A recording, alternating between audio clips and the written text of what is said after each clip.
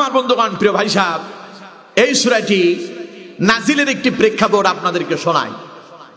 নবী করিম সাল্লাল্লাহু আলাইহি ওয়াসাল্লাম তিনি যখন তার সাহাবীদের মাঝে গেলেন, সাহাবাই কেরামকে নবী করিম সাল্লাল্লাহু আলাইহি সাল্লাম এই সূরা আর রহমান পুরো সূরাটাই তিলাওয়াত করে রাসূলুল্লাহ শোনালেন।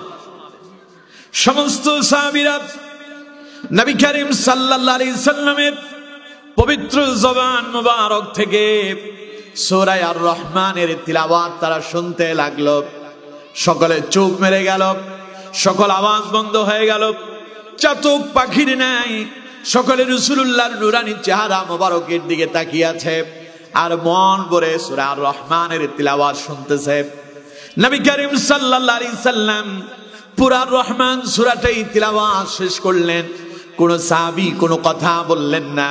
নবী করিম সাল্লাল্লাহু আলাইহি সাল্লাম বললেন, আমার সাহাবীরা শোনো, এই সূরাটা আমি যখন জিনদের সামনে তিলাওয়াত করেছিলাম তখন তারা তোমাদের চাইতে আমার সঙ্গে উত্তম তারা ব্যবহার করেছিল।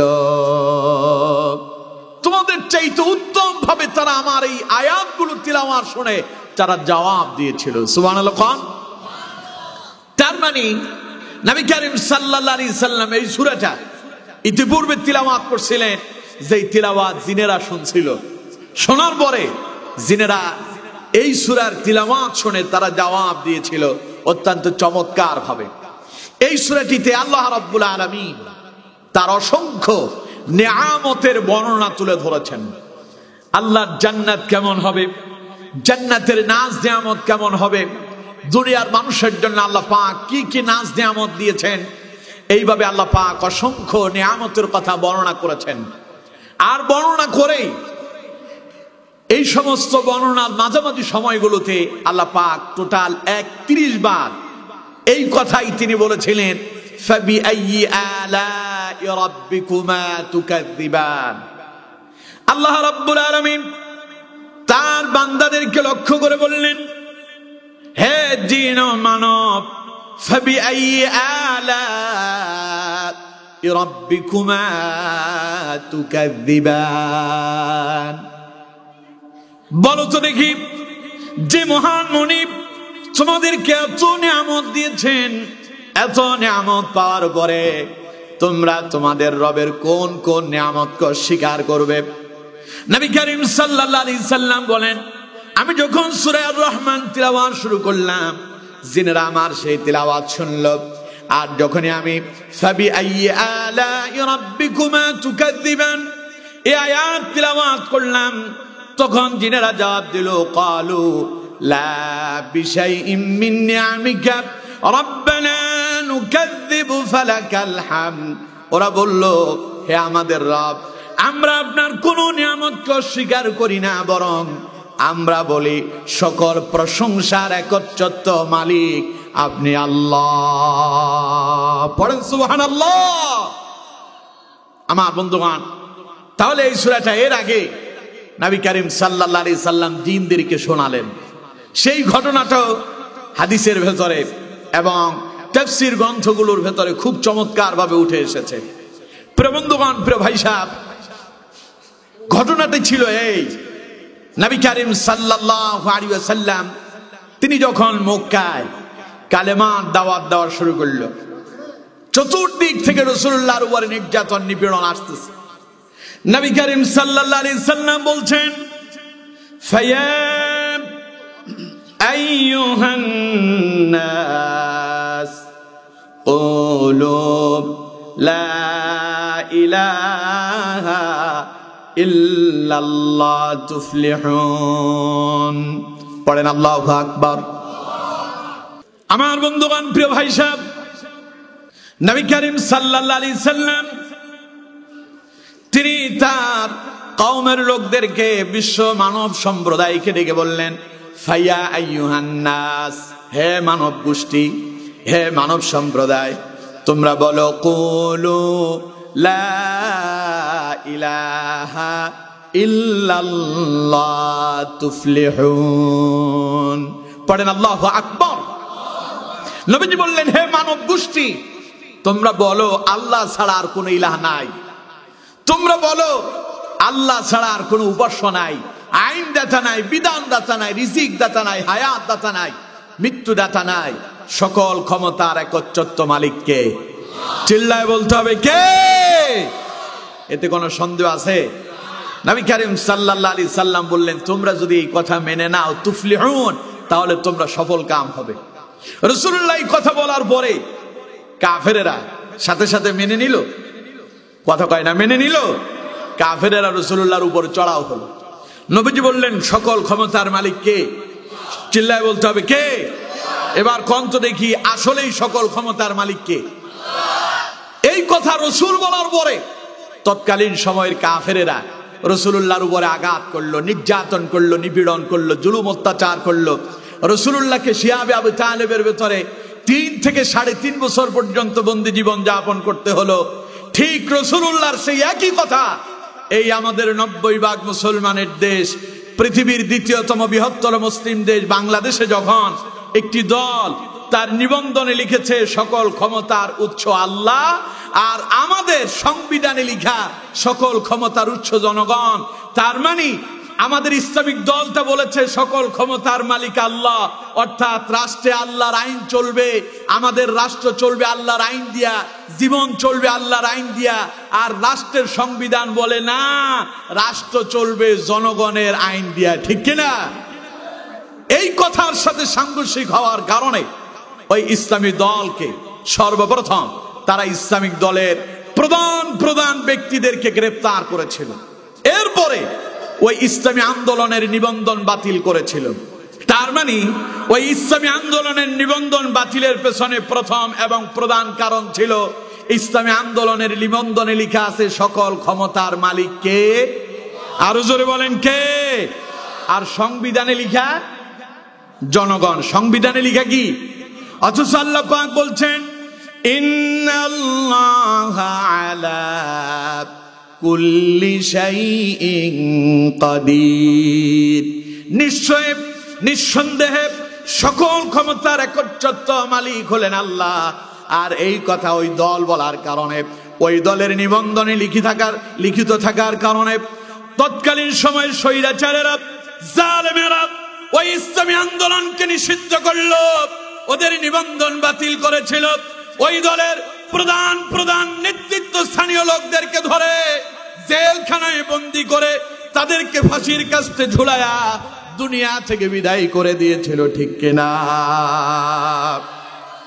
নবী করিম সাল্লাল্লাহু আলাইহি সাল্লাম বললেন সকল ক্ষমতার মালিক আল্লাহ, এই কথা মেনে নাও।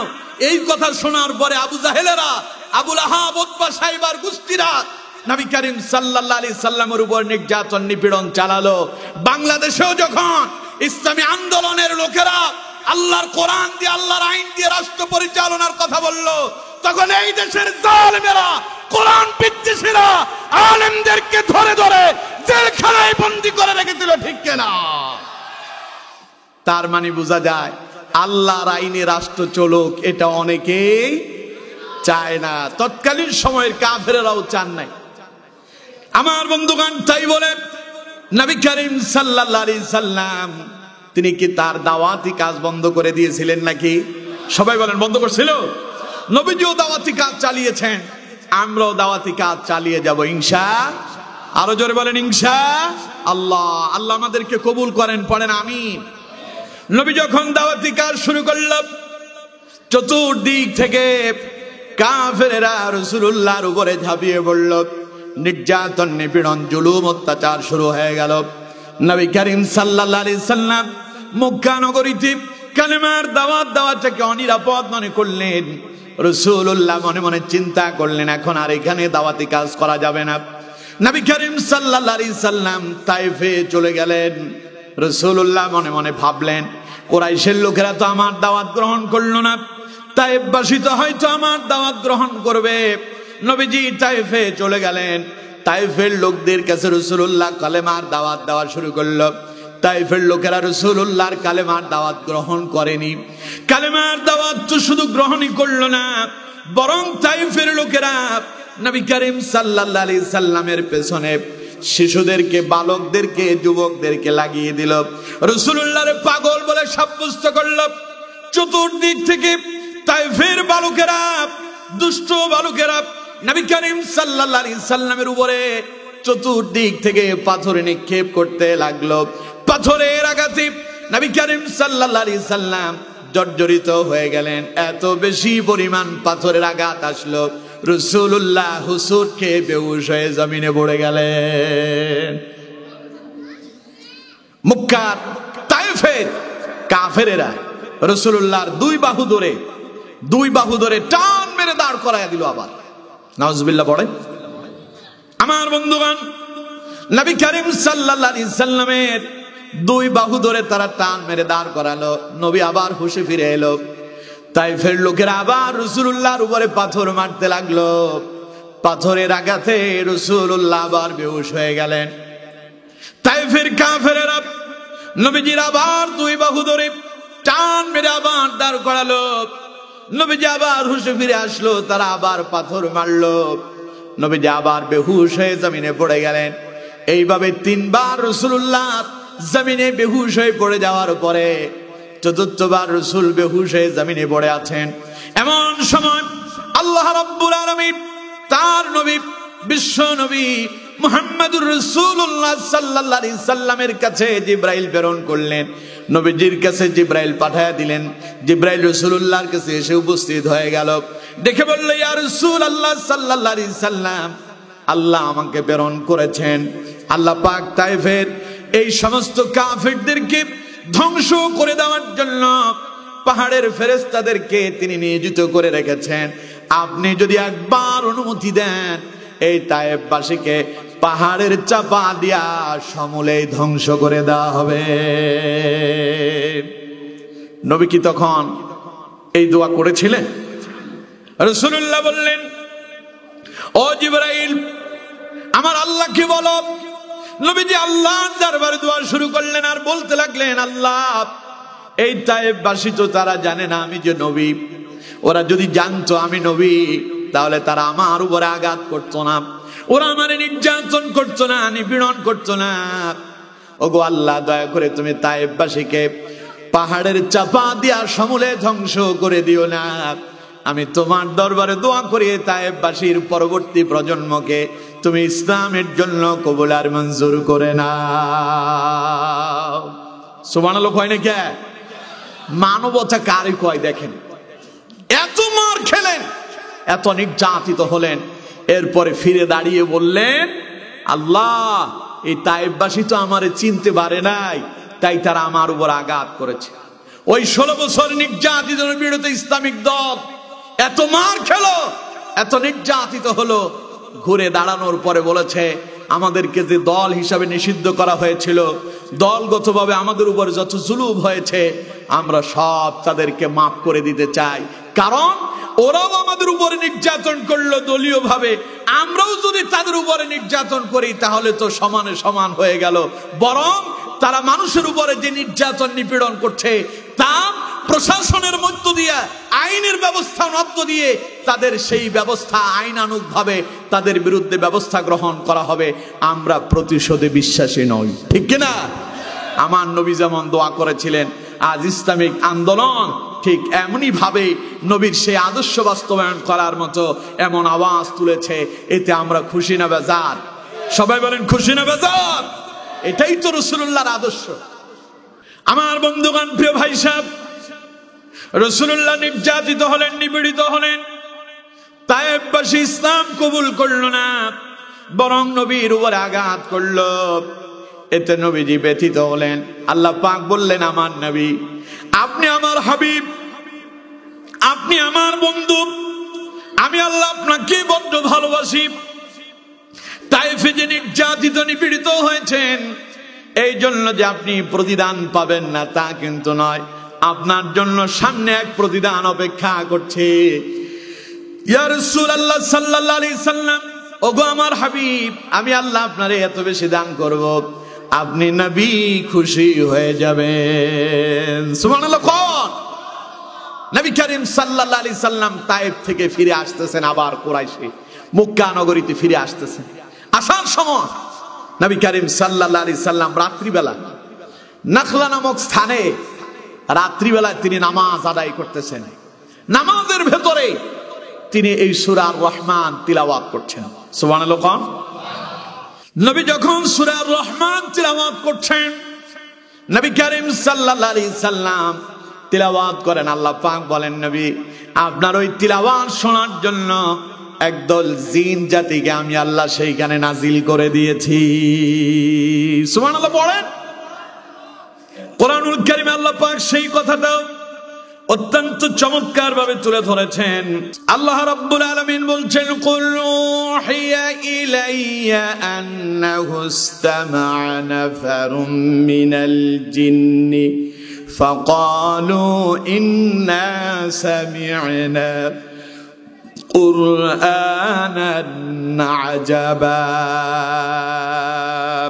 আল্লাহ পাক বলছেন, নবী কুল, আপনি বলুন, ইউহা ইলাইয়া আন্নাহু ইসতামা'a নাফারুম মিনাল জিন, আমার কাছে আল্লাহ ওহী নাজিল করেছেন যে আমার তিলাওয়াত কোরআনের ওই ওহী নাজিল হওয়ার সময় জিনদের ভেতরে একদল জিন তা শ্রবণ করেছে। সুবহানাল্লাহ।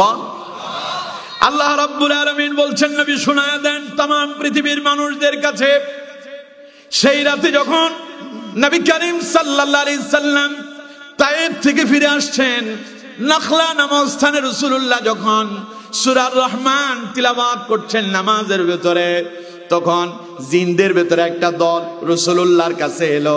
নবীজির অজান্তেই তারা কোরআনের তিলাওয়াত শুনতে লাগলো। ওরা কোরআনের তিলাওয়াত শোনার পরে কি এক্সপেক্ট করলো, কি জবাব দিল, আল্লাহ পাক তা বলছেন, নবী পৃথিবীর মানুষদেরকে শোনায়া দেন। জিনেরা তখন বলেছিল, ফাকালু ইন্না সামি'না কুরআনান আজাবা, আমরা তো এক আশ্চর্যজনক কোরআনের তিলাওয়াত শুনছি। সুবহানাল্লাহ।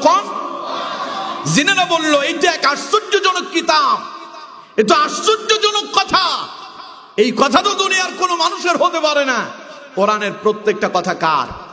চিল্লায় বলতে হবে কার? কোরআন এসেছে কার থেকে?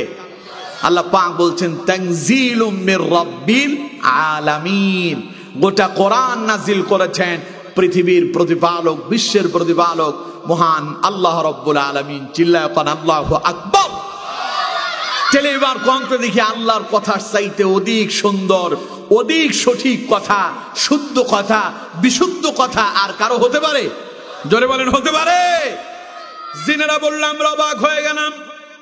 আল্লাহ পাক বলেন, নবী तमाम পৃথিবীর মানুষদেরকে শোনায়া দেন।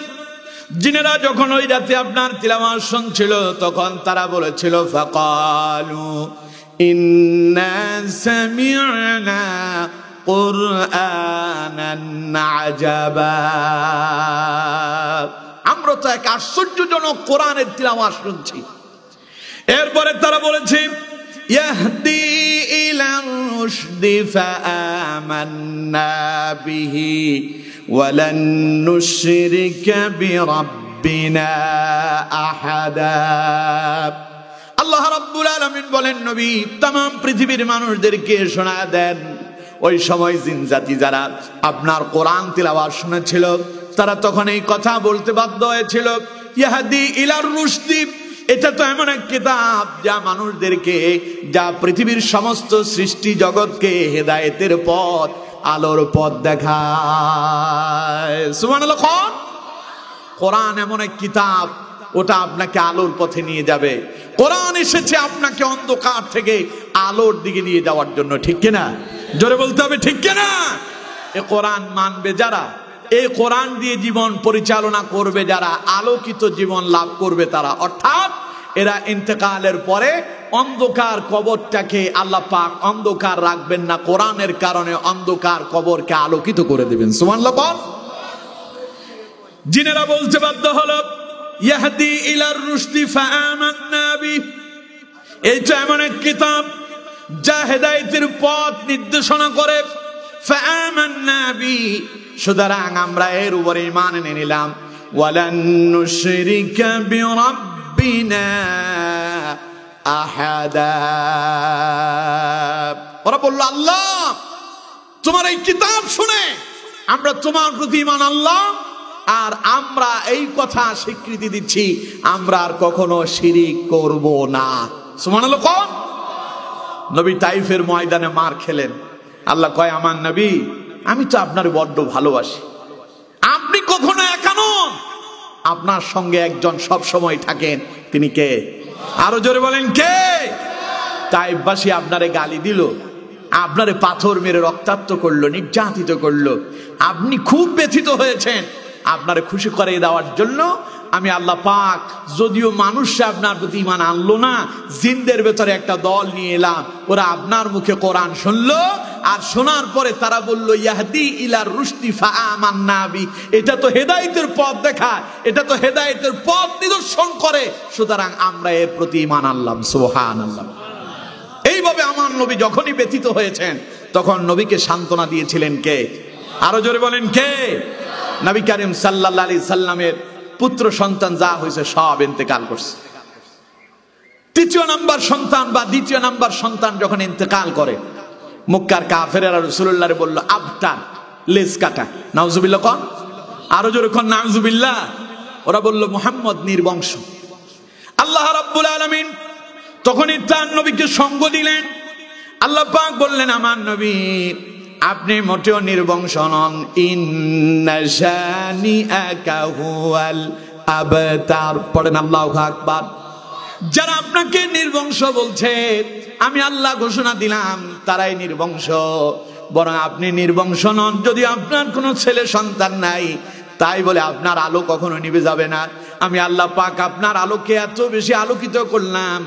ওয়ারাফা'না লাকা যিকরাক। পড়েন আল্লাহু আকবার। আমার নবী আমি আপনার সম্মানকে এত উঁচু করলাম, तमाम পৃথিবীতে যা কিছু আছে এই সব কিছুর উপরে আমি আল্লাহ আপনার সম্মানকে বাড়ায়া দিলাম। সুবহানাল্লাহর ওয়াস্তে কোন উনি আমার নবী, আপনার নবী, বিশ্ব নবী মুহাম্মদুর রাসূলুল্লাহ সাল্লাল্লাহু আলাইহি সাল্লাম। আল্লাহ কই নবী টেনশন করবেন না, যেখানেই আপনি নির্যাতিত নিপীড়িত মন খারাপ সেখানে আমি আল্লাহ আপনাকে সান্ত্বনা দেওয়ার জন্য প্রস্তুত। সুবহানাল্লাহ। কোন নবী করিম সাল্লাল্লাহু আলাইহি সাল্লাম কুরাইশের লোকদেরকে ডাকলেন, হে কুরাইশের লোকেরা তাল, ইয়া কুরাইশ তাল, হে কুরাইশের লোকেরা এদিকে আসো। কুরাইশের লোকেরা এলো। নবী করিম সাল্লাল্লাহু আলাইহি সাল্লাম বললেন আমার ব্যাপারে তোমাদের মন্তব্য কি, ধারণা কি? কাফেররা বলল মুহাম্মদ তোমার মতো একজন ভালো মানুষ আমরা তো আর একজনকেও দেখি না, আমরা তোমার মতো এত ভালো মানুষ, এত ভালো চরিত্রের কাউকে কোনোদিন দেখি নাই। নবী করিম সাল্লাল্লাহু আলাইহি সাল্লাম বলেন আচ্ছা বলো তো দেখি আমি কি তোমাদের উপরে কখনো নির্যাতন করেছি? কাফেররা জবাব দিল না। আমি কি কখনো তোমাদের উপর অন্যায় করছি? কাফেররা বলল না। নবী করিম সাল্লাল্লাহু আলাইহি সাল্লাম বললেন আচ্ছা বলো তো দেখি আমি কি কখনো তোমাদের বোঝা হালকা করে দিয়েছি, না আমি তোমাদের উপর বোঝা চাপিয়ে দিয়েছি? ওরা বলল মুহাম্মদ আপনি তো আমাদের সব সময় বোঝা হালকা করেছেন। নবীজি বললেন কাফেরেরা তাহলে বলো তো দেখি আমি যদি বলি আগামীকাল সূর্যটা পূর্ব দিগন্ত উদিত না হয়ে পশ্চিম দিগন্ত উদিত হবে, বিশ্বাস করবে নাকি? কাফেররা বলল মুহাম্মদ আমরা তোমাকে এত বিশ্বাস করি যার কারণে তোমার নাম দিয়েছি আল আমিন। তুমি যদি বলো আগামীকাল সূর্যটা পূর্ব দিগন্ত উদিত না হয়ে পশ্চিম দিগন্তে উদিত হবে, আমরা মেনে নিলাম আগামীকাল সূর্য পশ্চিম দিগন্তে উদিত হবে। নবী করিম সাল্লাল্লাহু আলাইহি সাল্লাম বললেন আচ্ছা আমি যদি বলি পাহাড়ের পদদেশে পেছন দিকে শত্রু বাহিনী তাদের অস্ত্র তাক করে দাঁড়িয়ে আছে, তোমাদের উপরে ঝাঁপিয়ে পড়তে এবারে বিশ্বাস করবে নাকি? কাফেররা বলল মুহাম্মদ সাল্লাল্লাহু আলাইহি সাল্লাম তুমি যদি বলো এই মুহূর্তে তাদের মোকাবেলার জন্য আমরা তৈরি হয়ে গেলাম। নবীজি বললেন তোমরা আমার এত বিশ্বাস করো, এত মানো, তাহলে শুনে নাও আমি যে তোমাদের কাছে এসেছি আমি কোনো সাধারণ কোনো ব্যক্তি নয়। কুল ইয়া আইয়ুহান নাসু ইন্নী রাসূলুল্লাহি ইলাইকুম জামিআ। পড়েন আল্লাহু আকবার। আমার বন্ধুগণ, প্রিয় ভাই সাহেব, নবী করিম সাল্লাল্লাহু আলাইহি সাল্লাম বললেন কুল ইয়া আইয়ুহান নাস। আল্লাহ বললেন নবী আপনি বলেন হে মানব সম্প্রদায় ইন্নী রাসূলুল্লাহি ইলাইকুম জামিআ। আল্লাহ আমাকে তোমাদের জন্য তামাম পৃথিবীর মানুষের জন্য নবী করে প্রেরণ করেছেন। এই কথা শোনার সঙ্গে সঙ্গে সকলে চুপ মেরে থাকলো। নবীজির আপন মানুষ, কাছের মানুষ, নবীজির চাচা আবুল আহাব রাসূলুল্লাহর বিরুদ্ধে আঙ্গুল উঁচু করে বলল, মুহাম্মদ তুই ধ্বংস হয়ে যা। বলেন নাউযুবিল্লাহ। আবুল আহাব বলল, আল্লাহ বুঝি আর মানুষ দেখলো না, তোমার মতো একটা এতিম মানুষের আল্লাহ নবী বানায়া দিল, তুমি ধ্বংস হও। বলেন নাউযুবিল্লাহ। আল্লাহ কয়, নবী মন খারাপ করবেন না, এখন আপনার সঙ্গে কেউ নাই, আমি আল্লাহ। সুবহানাল্লাহ। আল্লাহ রাব্বুল আলামিন তার নবীকে সান্ত্বনা দিয়ে বললেন, তাব্বাত ইয়াদা আবি লাহাবি ওয়া তাব মা আগনা আনহু মালুহু ওয়া মা কাসাব। পড়েন আল্লাহু আকবার। আল্লাহ কয়, নবী ও আপনারে অভিশাপ দেয়, আমি তার অভিশাপ দিলাম। ওই আবুল আহাব ধ্বংস, যেই হাত দিয়ে ইশারা করে আপনার জন্য ধ্বংস কামনা করলো, ওই হাতও ধ্বংস, তার সম্পদ ধ্বংস। তার মানে নবীর বিরুদ্ধে যারা যায়, আল্লাহ তাদের বিরুদ্ধে যান। আল্লাহ যদি কারো বিরুদ্ধে চলে যায়, ওর জীবন শেষ হয়ে যায়, ঠিক না? সুতরাং আমার বন্ধুগণ, রাসূলুল্লাহ তাইফে মার খেলেন, নির্যাতিত হলেন। আল্লাহ নবীকে সান্ত্বনা দিয়া জিনদের ভেতরে একটা দলকে এনে কালেমা পড়ায় মুসলমান বানায় দিলেন। সুবহানাল্লাহ। সেই রাতে সেই নাখলা নামক স্থানে নবী করিম সাল্লাল্লাহু আলাইহি সাল্লাম যেই সূরাটা তিলাওয়াত করছিলেন, ওই সূরার নাম, সবাই বলেন ওই সূরার নাম আর রহমান। সেই সূরাই আপনাদের সামনে সেখান থেকে 4টা আয়াত তিলাওয়াত করছি। এই 4টি আয়াতের আলোচনা চলবে ইনশাআল্লাহ। আমার বন্ধুগণ, প্রিয় ভাই সাহেব, আল্লাহ রাব্বুল আলামিন শুরু করলেন আর রহমান, যার অর্থ হলো পরম দয়ালু, অথবা তিনি দয়ালু। তিনি বলে কে? তিনি থেকে সবাই বলতে হবে, তিনি থেকে, তিনি দয়ালু, যিনি হলেন আল্লাহ। চিল্লায় বলেন, যিনি কে? কাফেরেরা নবী করিম সাল্লাল্লাহু আলাইহি সাল্লাম মক্কায় যখন কালেমার দাওয়াত দিচ্ছেন, প্রথমে দাওয়াত দিলেন লা ইলাহা ইল্লাল্লাহ মুহাম্মাদুর রাসূলুল্লাহ, তোমরা বলো আল্লাহ ছাড়া আর কোনো ইলাহ নাই, আর আমি মুহাম্মদ সাল্লাল্লাহু আলাইহি সাল্লাম আল্লাহর প্রেরিত বান্দা এবং রাসূল। এবার লোকেরা যখন ঈমান আনলো, ঈমান আনার পরে নবীজি বললেন, তোমরা আল্লাহর অনুগ্রহে, আল্লাহর নির্দেশ হলো না মুহাম্মদ সাল্লাল্লাহু আলাইহি সাল্লাম, আপনি আপনার উম্মতদেরকে বলেন তারা যেন রহমানের বান্দিগি করে, রহমানের গোলামি করে। পড়েন সুবহানাল্লাহ। রহমান মানে কি? দয়ালু। রহমান মানে কি? দয়ালু। আল্লাহ পাক বললেন, নবী আপনি বলেন তারা যেন রহমানের ইবাদত করে, রহমানের গোলামি করে। এই কথা শোনার পরে কাফেরেরা হাসি ঠাট্টা করতেছে। মুহাম্মদ এতদিন বলল যে এক ইলার ইবাদত করতে, এক ইলার উপরে বিশ্বাস করার জন্য, এখন কয় রহমানের ইবাদত করার জন্য। রহমানটা আবার কে? আল্লাহ রাব্বুল আলামিন কাফেরদের এই কথার জবাবে এই সূরা নাজিল করে। রহমান কাকে বলে, রহমান কে, রহমানের পরিচয় গোটা এই সূরার ভেতরে আল্লাহ পাক তুলে ধরেছেন। সুবহানাল্লাহ। আল্লাহ রাব্বুল আলামিন বলছেন, আর রহমানু আল্লামাল কুরআন। তিনি রহমান, তিনি রহমান যিনি শিক্ষা দিয়েছেন কোরআন। সুবহানাল্লাহ। আরো জোরে কোন সুবহানাল্লাহ। এখন আমার বন্ধুগণ, প্রশ্ন এলো, আল্লাহ পাক আর রহমান বলে শেষেই কেন এসে বললেন, পরের শব্দ কেন এলো আল্লামাল কোরআন, তিনি শিক্ষা দিলেন কোরআন, এই কথা কেন বললেন? আল্লাহ তো মানব সৃষ্টি করলেন, তারপরে মানুষকে আল্লাহ পাকে কোরআন দিলেন। আল্লাহ আগে বলতে পারতেন খলাকাল ইনসান, সৃষ্টি করেছি মানুষ, আল্লামাল কোরআন, শিক্ষা দিয়েছে কোরআন। কিন্তু আল্লাহ সেই কথা না বলে আল্লাহ বললেন আল্লামাল কোরআন, শিক্ষা দিলাম কোরআন। খলাকাল ইনসান, সৃষ্টি করেছি মানুষ, আল্লামাহুল বায়ান, শিক্ষা দিয়েছি কথা বলা। সুবহানাল্লাহ। তাহলে আগে কেন কোরআনের কথা এলো? এখানে 3টা কথা লুকায়িত আছে। কয়টা? সবাই বলেন কয়টা? সবাই বলতে হবে কয়টা? 1 নাম্বার, আল্লাহ তাআলা কোরআনের গুরুত্ব বোঝালেন। কোরআনের কি বোঝালেন? গুরুত্ব বোঝালেন। 2 নাম্বার, কোরআন দিয়ে জীবন পরিচালনার পদ্ধতি শেখালেন। 3 নাম্বার, কোরআন শিক্ষা করাটা মানুষের জন্য তিনি সহজ করে দিলেন। সুবহানাল্লাহ। প্রথম নাম্বার কথা, আল্লাহ কেন আগে কোরআনের কথা বললেন? আর রহমান তিনি দয়াময়, তিনি দয়ালু। আল্লামাল কোরআন, যিনি শিক্ষা দিলেন কোরআন। আমার বন্ধুগণ, এই কোরআন, যে কোরআন থেকে আমরা কথা শুনতে বসেছি, এই কোরআন সাধারণ কোনো কিতাব? কথা বলেন, সাধারণ কোনো কিতাব? এই কোরআনের সঙ্গে তাম পৃথিবীর কোনো কিতাবের সাথে কোনো তুলনা চলে? সবাই বলতে হবে চলে। তাম পৃথিবীর যত বই পুস্তক আছে, যত গ্রন্থ আছে, সবগুলোকে যদি এক পাল্লায় দেওয়া হয় আর অন্য পাল্লায় যদি কোরআন রাখা হয়, দামি এবং শ্রেষ্ঠ কোনটা হবে? সবাই বলতে হবে দামি এবং শ্রেষ্ঠ কোনটা? কোরআন। এজন্য কোরআনের শ্রেষ্ঠত্ব বোঝানোর জন্য আল্লাহ প্রথমে তার দয়ার ব্যাপারে বললেন, আল্লামাল কোরআন, তিনি শিক্ষা দিয়েছেন কোরআন। দেখুন আমার বন্ধুগণ, কোরআনটা কত দামি কিতাব আমরা তা জানি না।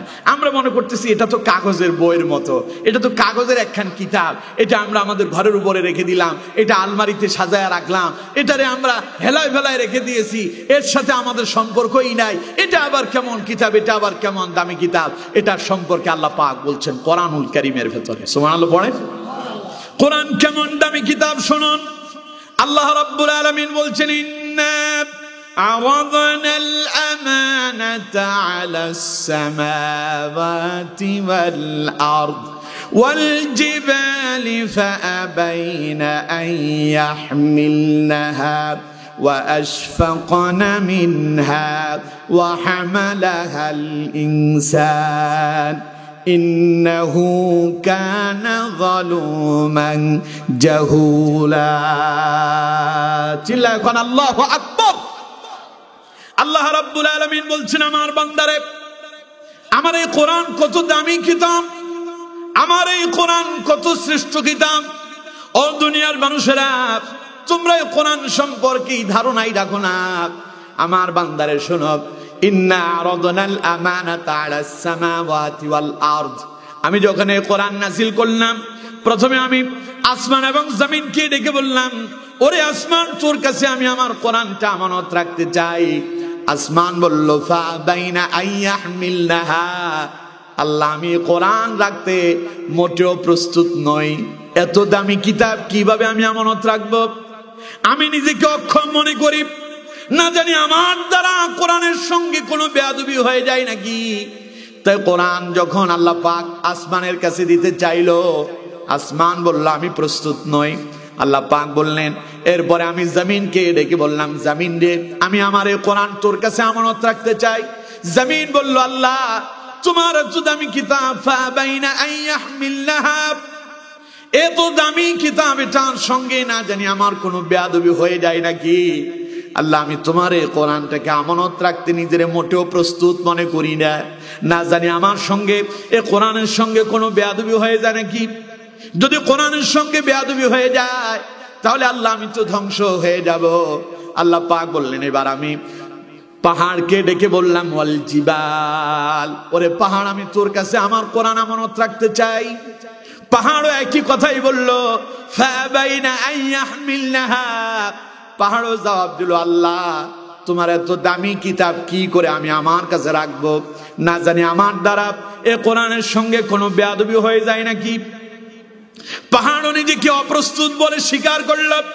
আল্লাহ রাব্বুল আলামিন বললেন, তখন আমি মানব গোষ্ঠীকে ডেকে বললাম, আমি তোদের কাছে আমার এই কোরআনটা দিতে চাই।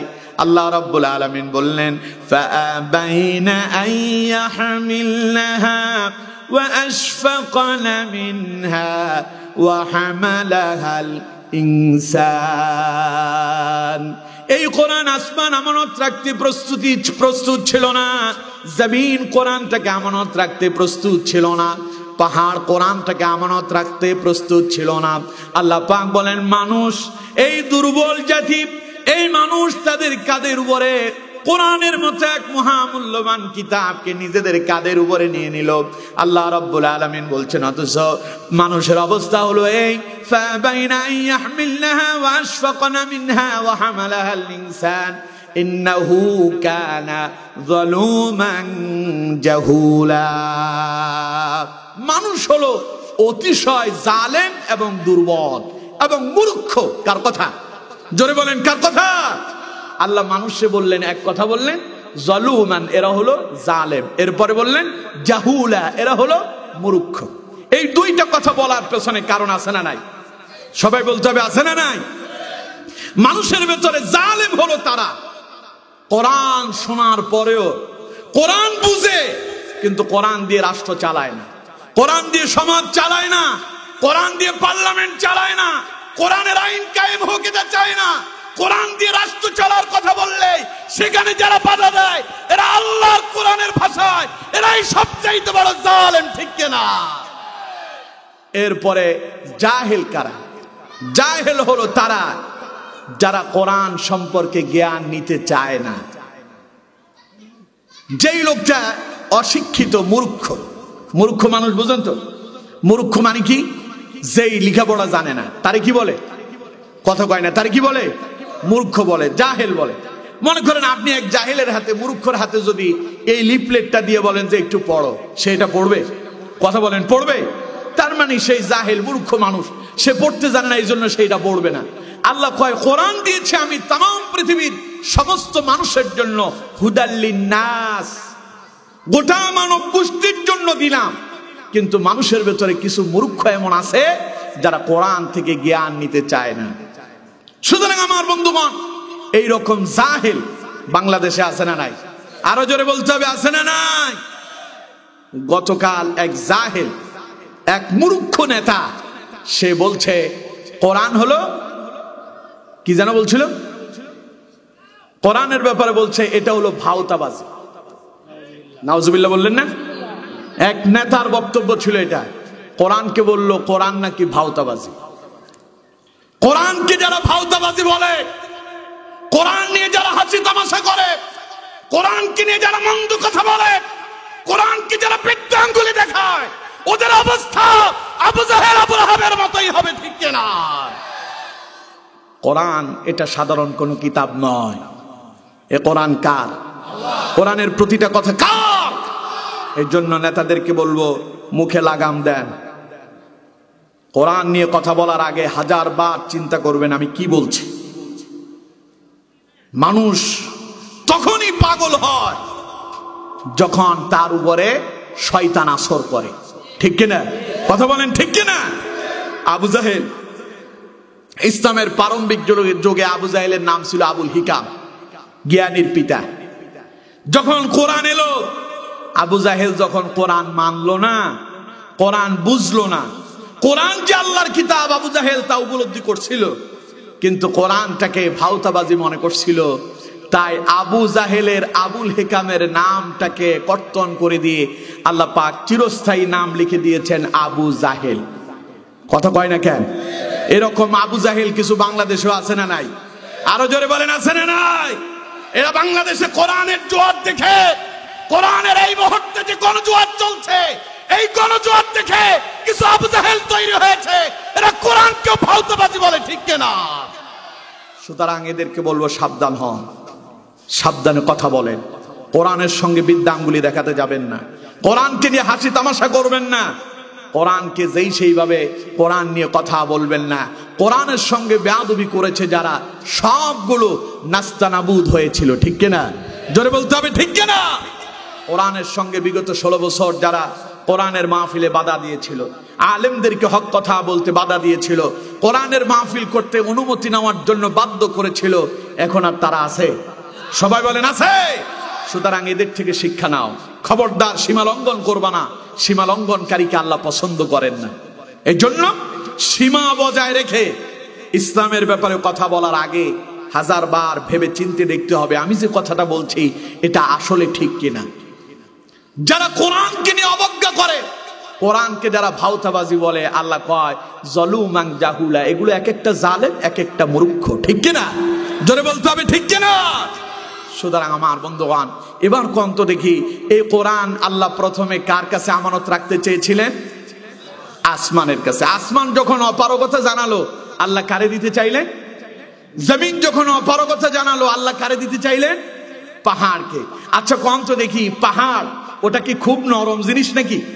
পাহাড়ের চাইতে পৃথিবীতে, এই পৃথিবীর ভারসাম্য রক্ষা করার জন্য আল্লাহ রাব্বুল আলামিন পাহাড় তৈরি করেছেন। আল্লাহ পাক পাহাড়ের ব্যাপারে কোরআনে বলছেন ওয়াল জিবালা আওতাদা, জমিনের উপরে এই পাহাড়গুলোকে আল্লাহ পাক পেরেক হিসেবে ব্যবহার করেছেন। পেরেক বুঝেন তো আপনারা? বাড়িতে আপনাদের টিনের ঘর আছে না? কথা কয় না। টিনের ঘর আছে? টিনের ঘরের উপরে যে টিন বসানো হয়েছে, সাথে যে টিনগুলোকে আটকায় দেওয়ার জন্য যে জিনিসটা ব্যবহার করছে, এটারে কি বলে? প্যারাগ বা পেরেক বলে। এই প্যারাগ যদি ব্যবহার করা না হতো, বাতাসের সঙ্গে আপনার মাথার উপরে থাকা টিন কি আর আস্ত থাকতো? বাড়ি শুদ্ধা উড়ে চলে যেত। আল্লাহ পাক বলেন, জমিনকে যখন আল্লাহ সৃষ্টি করলেন তখন জমিন ছিল পানির উপরে। সমগ্র পৃথিবীটা প্রথমে ছিল পানি। এই পানির উপরে আল্লাহ পাক এই ভূখণ্ড, এই জমিনকে সৃষ্টি করলেন। জমিনকে যখন পানির উপরে সৃষ্টি করা হলো, ভাসমান এই জমিনটা পানির উপরে টলমল করতেছে।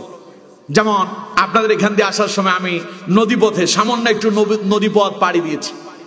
নদীতে যখন একখান নৌকা ছেড়ে দেওয়া হয়, এই নৌকা নদীর ঢেউয়ের সঙ্গে কি করে? টলমল করে।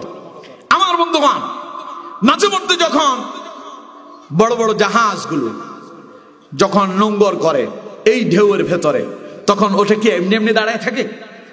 বিশাল বড় একখান লোহার কি একখান যেন নিচে ফালায় দেয়, ওটার নোঙ্গর বলে। এটা ফালানোর পরে জাহাজটা স্থির থাকে, ঠিক কিনা? কথা বলতে হবে, ঠিক কিনা? আল্লাহ পাক বলেন, জমিনটাকে যখন আমি পানির উপরে তৈরি করলাম, ভাসমান জমিন এইভাবে টলমল করতেছে। জমিন আল্লাহ পাক সৃষ্টি করেছেন মানব গোষ্ঠীর জন্য। কাদের জন্য? আপনারা, আমরা, এই মানুষেরা এই জমিনের উপরে বসবাস করবে, এখানে বাড়িঘর তৈরি করবে, এখানে মানুষজন তার জীবন যাত্রা চালাবে। এখন জীবন চালাবে, বাড়িঘর তৈরি করবে। এই জমিন যদি এইভাবে টলমল করে, আপনারা যে এই যে এত সুন্দর আজকের এখানে প্যান্ডেল সাজালেন, এখানে যদি পানির উপরে যদি এটা যদি ঢেউয়ের সঙ্গে টলমল করতো, তাহলে দেখা যেত আপনারা এখানে বসে আছেন ঠিকই, ঢেউয়ের সঙ্গে কেউ যায় পড়তেন ওই মাথায়, কেউ এই মাথায়, এক একজন এক এক জায়গায় চলে যেতেন, আমরা কেউ স্থির থাকতে পারতাম? রাত্রে ঘুমাতেন আপনি আপনার নিজের এলাকায়, আপনি ঘুমালেন গোসাইবাড়ি, গোসাইবাড়ি গ্রামে আপনি আপনার ঘরের ভেতরে ঘুমানোর জন্য যখন বালিশ পেতে যখন শুইছেন, সকালবেলা উঠে দেখবেন আপনি শিবগঞ্জে পড়ে আছেন, ঠিক কিনা? কারণ ঢেউয়ের সঙ্গে আপনার কোনো স্থির থাকবে না, স্থায়িত্ব থাকবে না। আল্লাহ পাক বলেন, জমিন যখন এইভাবে টলমল করতেছে, আমার বান্দার জন্য এই জমিনটাকে আমি আল্লাহ পাক বসবাসের উপযোগী হিসেবে তৈরি করার জন্য ওয়াল জিবালা আওতাদা, পাহাড়টাকে পেরেক হিসেবে ব্যবহার করলাম, আর জমিনটাকে আমি আল্লাহ স্থির বানায়া দিলাম। সুবহানাল্লাহ। যার বলে আপনি এখন 10 তলা বিল্ডিং করতে পারেন, 20 তলা বাড়ি করতে পারেন, আপনি ডুপ্লেক্স বাড়ি বানালেন, এত সুন্দর করে বাড়িঘর তৈরি করতে পারছেন, এটা এমনি এমনি নয়। জমিনটাকে আল্লাহ পাক স্থির করার জন্য পেরেক হিসেবে পাহাড়টাকে ব্যবহার করেছেন। এবার কন্ত দেখি, পেরেক যেটা, ওটা কি খুব হালকা হয় নাকি? সবাই বলেন হালকা হয়? পাহাড়ের কাছে যান, আপনার এই মাটি আর পাহাড়ের মাটি এক না। পাহাড়ের মাটিগুলো খুব শক্ত হয়। কারণ যদি জামার ভেতরে যদি পাহাড়ের একটু ময়লা লেগে যায়, মাটি, কাদা মাটি লেগে যায়, দেখবেন এটা সহজে উঠতে চায় না। ধোয়ার পরেও এরপরেও কিছুটা দাগ থেকে যায়, কারণ আল্লাহ পাক এটাকে অত্যন্ত শক্ত আর মজবুত করে তৈরি করেছেন। সুবহানাল্লাহ। এবার কন্ত দেখি, পাহাড়টা নরম না শক্ত? আরো জোরে বলেন, নরম না শক্ত? আর মানুষের অন্তর শক্ত না নরম? সবাই বলেন, নরম না শক্ত? নরম। কত নরম, কত নরম! মনে করেন সন্তান তার মায়ের সঙ্গে বেয়াদবি করলো, মাকে কষ্ট দিয়া মাকে বৃদ্ধাশ্রমে রেখে এসেছে, দীর্ঘদিন পর্যন্ত মায়ের খোঁজ খবর নেয় না। জীবনের 20, 25, 30 বছর বউ নিয়ে খুব আরামে এসির ভিতরে ঘুমাচ্ছে। বিদেশ থাকে, বউয়ের অ্যাকাউন্টে টাকা পাঠায়, অনেক টাকা পয়সা বউয়ের অ্যাকাউন্টে জমা হয়েছে, মা বাবারে বিশ্বাস করে না, বউয়ের অ্যাকাউন্টে টাকা পাঠায়। 5-10 বছর বিদেশ করার পরে বাড়ি আসার সময় হলো, যখন বাড়িতে এসে দেখে বউ তখন অন্যের হাত ধরে পরকিয়া করে পালিয়ে গেছে। তখন এরকম ইতিহাস আছে না নাই? জোরে বলেন, আছে না নাই? বেচারা বাড়িতে আইসা খুব বউ খুঁজতেছে, বউ আমার গেল কই? দিল তাড়াতাড়ি বউয়ের নাম্বারে কল দেয়, রিং হয় না। মোবাইলটিতে এই মুহূর্তে সংযোগ দেওয়া সম্ভব হচ্ছে না। দিল তাড়াতাড়ি শ্বশুর বাড়িতে ফোন, আপনার মেয়েটা কোথায়? শ্বশুরে তো ডাকে আব্বু। কি ডাকে? আব্বু যান অথবা বাপ যান, আর বাপেরে ডাকে বুড়িয়া। এখন খুব মায়াবী কণ্ঠে শ্বশুরকে ফোন দিয়ে বললো, আব্বুজান আপনার মেয়ে কোথায়? শ্বশুর বলতেছে, কে? মেয়ে তো আপনার বাড়িতে আছে। এখন জামাই বাবু বলতেছে, না আমি তো বাড়ি আসার পর থেকে আপনার মেয়েরে খুঁজে পাচ্ছি না।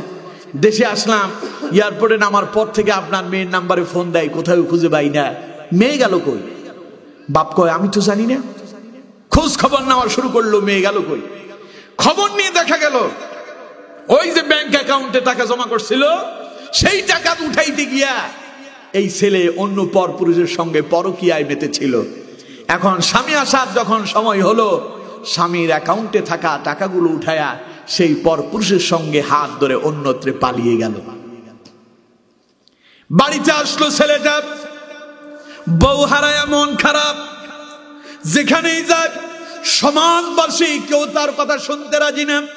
সবাই বলে, তুই যে তোর মারে কষ্ট দিয়েছিস, মারে যে বৃদ্ধাশ্রমে পাঠায়া দিলি, মায়ের বদদোয়া লেগেছে, এই মুহূর্তে তোর মা ছাড়া কেউ তোরে আর বাঁচাতে পারবে না। ছেলে তখন তাড়াতাড়ি মায়ের খোঁজে চলে যায়, বৃদ্ধাশ্রমে চলে গেল মায়ের কাছে। মা তখন বৃদ্ধাশ্রমে এমন অবস্থায় পড়ে আছে, দীর্ঘ 20 বছর পর্যন্ত ছেলে তার মায়ের খোঁজ নিল না, খবর নিল না। মা তখন একাকী জীবন যাপন করতেছে। মা আর আগের মতো নাই, মা শুকায় গেল, অসুস্থ হয়ে গেল। মা এখন আর দাঁড়াতে পারে না, মা হাঁটতে পারে না, চলতে পারে না। বিছানায় মায়ের এখন প্রস্রাব পায়খানা সব বিছানাতে লেগে গেল। আমার বন্ধুবান, এমন সময় ছেলে খোঁজ নিতে এলো, মা আমার কেমন আছে। মা যখন মাকে দেখার জন্য ছেলে যখন বৃদ্ধাশ্রমের বারান্দায় এসে দাঁড়ালো, মায়ের রুমের সামনে দাঁড়ায় ডাক দিয়া বলল, মা গো মা, আম্মা অথবা আমার মা অথবা আম্মু বলে যখন ডাক দিল, 20 বছর পর্যন্ত মা তার কলিজার টুকরা সন্তানের জবান থেকে এই ডাক শুনে না। 20 বছর আগের পুরানো ওই কণ্ঠ দিয়া মাকে যখন সন্তান ডাক দিল, ডাক দেওয়ার সঙ্গে সঙ্গে মা ওই ডাকে সাড়া দেয়। বুঝতে পারে আমার কলিজার টুকরা সন্তান আমার কাছে এসেছে, ঠিক কিনা? যেই মা বিছানায় লেগে গেল, পিঠ উঠাতে পারে না, পায়খানা প্রস্রাব করে দেয় বিছানার ভেতরে, সেই মা কলিজার টুকরা সন্তানের মুখ থেকে আম্মু ডাক শোনার সঙ্গে সঙ্গে পাগলের মতো হয়ে যায়। বিছানা থেকে উঠে যে দৌড় দিয়া সন্তানের কাছে আসবে, মা তো ভুলেই গেল। মা লাফ দিয়ে উঠতে গেল, হোঁচট খেয়ে পড়ে গেল ফ্লোরের ভেতরে। মা পড়ে কান্না করতেছে। ছেলে দরজার সামনে দাঁড়ায় বলতেছে, মা তোমার কি হয়েছে? মা তখন বলতেছে, আব্বু দীর্ঘ 20 বছর পর্যন্ত তোর মুখেই মা ডাকটা শুনি না। আব্বুরে, তোর মুখেই মা ডাক শোনার জন্য দীর্ঘদিন পর্যন্ত অপেক্ষায় ছিলাম। আজ বুঝি তোর সময় হলো, মায়ের কাছে তুই ফিরে এলি। সন্তানটা যখন মাকে জড়ায় ধরে, সন্তান বলে, মা আমি বুঝতেই পারি নাই, দীর্ঘ 20টা বছর তোমারে কষ্ট দিলাম, নিজের আপন বউটারে বড় আপন মনে করলাম, যেই বউয়ের নামে এত লক্ষ লক্ষ টাকা অ্যাকাউন্টে পাঠালাম, মা আজ আমার বউ আমারে ছেড়ে চলে গেল। মা তখন সান্ত্বনা দিয়ে বলে, আমার আব্বু চিন্তা করিস না, বউ গেছে কি হয়েছে, আমি মা তো তোর আছি, আমি মা তোর জন্য দোয়া করি, আল্লাহ তোর এর চাইতে উত্তম কিছুর ব্যবস্থা করে দেবে। মায়ের কলিজার ভেতরে এই ভালোবাসা যিনি দিয়েছেন তিনি কে? সবাই বলেন কে? চিন্তা করেন, 20 বছর মারে কষ্ট দিলেন, একবার মা বলে ডাক দেওয়ার পরে সব ব্যথা মা এক মুহূর্তের ভেতরে ভুলে যায়। আল্লাহু আকবার বলেন, আরো জোরে বলেন আল্লাহু আকবার। চিন্তা করেন তো দেখি, এই মায়ের কলিজার ভেতরে এই ভালোবাসা যিনি তৈরি করে দিয়েছিলেন তিনি কে? চিল্লায় বলতে হবে, তিনি কে? এবার কন্ত দেখি, এই মায়ের ভালোবাসা যে আল্লাহ পাক মায়ের কলিজার ভেতরে দিলেন, এই আল্লাহ যিনি মায়ের কলিজাটাকে এত নরম করলেন, ওই আল্লাহ পাক বলছেন, দুনিয়ার মানুষেরা পাহাড়টারে অনেক শক্ত করে বানালাম, আর তোমাদের হৃদয়গুলোকে, অন্তরগুলোকে আমি অনেক নরম করেছি। সুবহানাল্লাহ। ও দুনিয়ার মানুষেরা শোনো, এই কোরআনটাকে আমি যদি পাহাড়ের উপরে নাজিল করতাম, পাহাড় অত্যন্ত শক্ত জিনিস, কোরআন যদি পাহাড়ের উপরে নাজিল হতো, পাহাড়ের অবস্থাটা কেমন হতো? আল্লাহ পাক বলছেন, লাউ আনজালনা হাযাল কুরআনা على جبل لرأيته خاشعا متصدعا من خشية الله পড়েন আল্লাহু আকবার। আল্লাহ পাক বলছেন লাউ আনজালনা হাযাল কুরআনা আলা জাবালিন লারাআইতা, আমি যদি এই কোরআনটারে যদি পাহাড়ের উপরে নাজিল করতাম, আমার বান্দা পাহাড়ের অবস্থা কেমন হতো জানো? খাশিআন মুতাসাদ্দিআন মিন খাশিয়াতিল্লাহ, বিশাল শক্ত পাহাড়টা কোরআনের ভালোবাসায় নিজের অস্তিত্ব হারিয়ে বিলীন হয়ে যেত। সুবহানাল্লাহ। কারণ কোরআন কি এটা পাহাড় জানে, ও কোরআনের ভালোবাসায় বিলীন হয়ে যেত। আল্লাহ পাক বলেন ওয়াতিলকাল আমসালু নাদরিবুহা লিন্নাস লাআল্লাহুম ইয়াতাফাক্কারুন, আমি কোরআন পাহাড়ের উপরে নাজিল করলাম না, আমি মানুষের উপরে কোরআন নাজিল করলাম। কেন নাজিল করলাম? আল্লাহ পাক বলেন পাহাড় অনেক শক্ত জিনিস, মানুষের অন্তর অনেক নরম জিনিস। পাহাড় যদি আমার এই কোরআনের ভালোবাসায় যদি অস্তিত্ব হারিয়ে ফেলে, এই মানুষের কাছে যদি আমার এই কোরআন যায়, মানুষ আমার এই কোরআনের প্রেমে হাবুডুবু খেতে থাকবে। সুবহানাল্লাহ। অথচ আমরা সেই মানুষ আল্লাহর কোরআন থেকে অনেক দূরে। ঠিক কিনা? জোরে বলেন ঠিক কিনা? আমাদের পরিবারে কোরআন নাই, আমাদের সমাজে কোরআন নাই, আমাদের রাষ্ট্রে কোরআন নাই, তাই বলে বিগত ৫৪ বছরে রাষ্ট্রের কোনো উন্নতি নাই। রাষ্ট্র স্বাধীন হলো ৫৪ বছর হলো। ৫৪ বছরের এই স্বাধীনতায় আমরা কি পেলাম? যেই সরকারি ক্ষমতায় এলো, যাওয়ার পরে খালি দুর্নীতির স্লোগান হলো। ঠিক কিনা? কথা বলতে হবে, ঠিক কিনা? ওই যে দেখলাম খালি উন্নতি, যাওয়ার পরে দেখলাম যে সব হলো আমাদের কপালের দুর্গতি। কথা কয় না কে? এত উন্নতি করলো, শেষ বেলায় দেখা গেল আমাদের ব্যাংকগুলো সব ফুটা হয়ে গেছে। ব্যাংকে টাকা জমা রাখা, আপনার রক্ত আপনার ঘাম জড়ানো পয়সাগুলো কষ্ট করে আমানত রেখেছিলেন ব্যাংকের কাছে, সেই ব্যাংক এখন আপনার টাকা আপনাকে দিতে পারে না। আপনাকে এমন অবস্থা করে দিয়েছে, এখন আপনার পয়সা ব্যাংকে থাকার পরেও বাজার করে খেতে পারেন না, আপনার সব কিছু তারা লুট করে নিয়ে গেল। ঠিক কিনা? অথচ কথাই কথাই ছিল উন্নতি আর উন্নতি, যাওয়ার পরে দেখলাম এই বাঙালি জাতির কপালে এলো খালি দুর্গতি। এখনো সেই দুর্গতির দিকে আমরা এগিয়ে যাচ্ছি। এই দুর্গতির দিকে যদি এগিয়ে যান, বিগত ৫৪ বছরে যা হয়েছে আগামী তো তাই হবে। এখন কি আপনারা বিগত ৫৪ বছরে যে দুর্নীতি হলো, আগামীতেও এইভাবে দুর্নীতি চলুক আপনারা চান? সবাই বলেন চান? আগামীর বাংলাদেশে সন্ত্রাস চলুক আপনারা চান? আগামীর বাংলাদেশে মাদক চলুক আপনারা চান? আগামীর বাংলাদেশ কল্যাণময় বাংলাদেশ হোক কারা কারা চান? দেখি তো হাত তুলেন, বলেন লিল্লাহি তাকবীর, লিল্লাহি তাকবীর। আল্লাহ তুমি আমাদের হাতগুলো কবুল করো। আমিন তো কইলেন না, আরো জোরে কোন আমিন। আমার বন্ধুগণ, আগামীর বাংলাদেশ যদি কল্যাণময় বাংলাদেশ দেখতে চান, আগামীর বাংলাদেশ যদি সন্ত্রাস মুক্ত করতে চান, আগামীর বাংলাদেশ যদি ইয়াবা মুক্ত করতে চান, আগামীর বাংলাদেশ যদি দুর্নীতি মুক্ত করতে চান, আগামীর বাংলাদেশ যদি সন্ত্রাস মুক্ত করতে চান, তাহলে কোরআনের বিকল্প নাই। যে ৫৪ বছর বাংলাদেশ মানব রচিত আইন দিয়ে চলেছে, সেই মানব রচিত আইনকে, ওই মতবাদকে কবর দিয়া আল্লাহর কোরআনের আইন দিয়া রাষ্ট্রকে সাজাতে হবে। এই মতের পক্ষে কারা কারা রাজি আছেন? দুই হাত তুলে আল্লাহরে দেখান।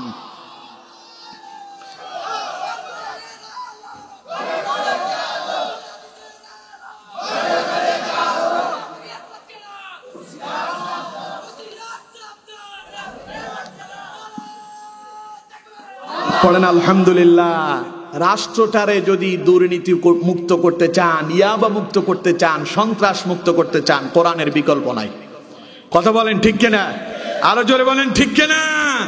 কোরআন দিয়ে রাষ্ট্রটারে সাজান না। বিগত ৫৪ বছর তো মানব রচিত আইন দিয়ে চলছে, আগামী ৫ বছর আল্লাহর কোরআন দিয়ে চলুক। কি বলেন? কথা বলেন, কি বলেন? একটু পরীক্ষা করে দেখেন না কেমন পরিবর্তন আসে। নবী করিম সাল্লাল্লাহু আলাইহি সাল্লাম মক্কা এলেন, গোটা মক্কা নগরী জাহিলিয়াতে ভরপুর, এমন কোন অন্যায় নাই, অপরাধ নাই যা মক্কায় চলে নাই। নিজের আপন বাপ কলিজার টুকরা মেয়েটারে জীবন্ত হত্যা করছে, নাউজুবিল্লাহ কম। আরে অন্য মানুষকে হত্যা করবে তো পরের কথা, বাপ তার নিজের কলিজার টুকরা মেয়েকে হত্যা করতে পর্যন্ত দ্বিধাবোধ করেনি। এমন একখান সমাজকে মুহাম্মদ সাল্লাল্লাহু আলাইহি সাল্লাম কোরআন দিয়ে আধুনিক সমাজ হিসেবে তৈরি করেছেন। সুবহানাল্লাহ।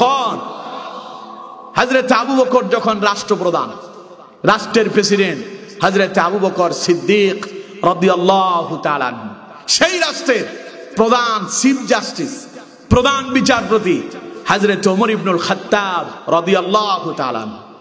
ওমরের নাম শুনছেন তো? কথা কয় না, শুনছেন? দ্বিতীয় খলিফা ছিলেন তিনি। সে ওমর ইবনুল খাত্তাব রাদিয়াল্লাহু তাআলা আনহু, ওমরের সময় তিনি প্রধান বিচারপতি। 2 বছর প্রধান বিচারপতির দায়িত্ব পালন করার পরে ওমর এলেন আবু বকরের কাছে, এসে বললেন, ইয়া আমিরুল মুমিনিন, আমি স্বেচ্ছায় আমি আমার পদ থেকে পদত্যাগ করতে চাই। হযরত আবু বকর বললেন, বলেন কি, কেন পদত্যাগ করবেন? হযরত ওমর বললেন, ইয়া আমিরুল মুমিনিন, আপনার এই রাষ্ট্রে 2 বছর পর্যন্ত আমি বিচারপতির দায়িত্ব পালন করলাম। আমার এই 2 বছরে আমার আদালতে একটা মামলা দায়ের হয় নাই, একটা অভিযোগ আসে নাই। যেই রাষ্ট্রের মানুষ অন্যায় করে না, অপরাধ করে নাই, যেই রাষ্ট্রের মানুষ কোরআন দিয়ে তার গোটা জীবন পরিচালিত করে, এই রাষ্ট্রের মানুষের জন্য বিচারপতির প্রয়োজন নাই, ঠিক কিনা? আর আমার দেশে বিচারপতি যারা আছে, ওদের বিচার করার জন্য আরেকজন বিচারক লাগবে, ঠিক কিনা? দেখেন না, একজন ক্ষমতা থেকে পালানোর আগ মুহূর্তে একজন তিনি টেলিভিশনের টক শোতে এসে এক উপস্থাপিকাকে নাজেহাল করে দিলেন। তিনি বললেন, এই দেশের সব রাজাকার, খালি উনি মুক্তিযোদ্ধা। আর কথা বলার সময় বলল কি, আরে এই দেশের সাইদিকে কে ফাঁসির আদেশ শুনিয়েছে জানো? আমি সেই বিচারপতি, আমি এই কাজ করছি। আল্লাহ কয়, অপেক্ষা কর, আলাইসাল্লাহু বিআহকামিল হাকিমিন, তোর চাইতে একজন শ্রেষ্ঠ বিচারক আছেন, তিনি কে? চিল্লায় বলেন, কে? আল্লাহ কয়, অপেক্ষা কর, বিচার এবার আমারটা দেখবি। আমার কোরআনের পাখি, যেই মানুষটা আমার কোরআনের দাওয়াত দিল, তার বিরুদ্ধে তুই রায় দিলি, আবার খুব আনন্দের সাথে সেই কথা বলিস, অপেক্ষা কর, আমি আল্লাহ এবার তোর বিরুদ্ধে রায় দিচ্ছি। 2 দিন পরে আল্লাহ তার 10 তলা থেকে নামায়া কলাপাতার বিছানায় শোয়া দিয়েছে, ঠিক কিনা? এরপরে বিজেপি তারে ধরছে, ধরার পরে গলার ভেতরে একখান গামছা ছিল, গামছাটা টান মেরে জিজ্ঞাসা করলে যে তুই কেডা রে? কয় যে আমি সাবেক বিচারপতি শামসুদ্দিন চৌধুরী মানিক। কয় তুই নি কালা মানিক কে? কথাটা এইভাবে ছিল না? কথাটা এইভাবে ছিল না?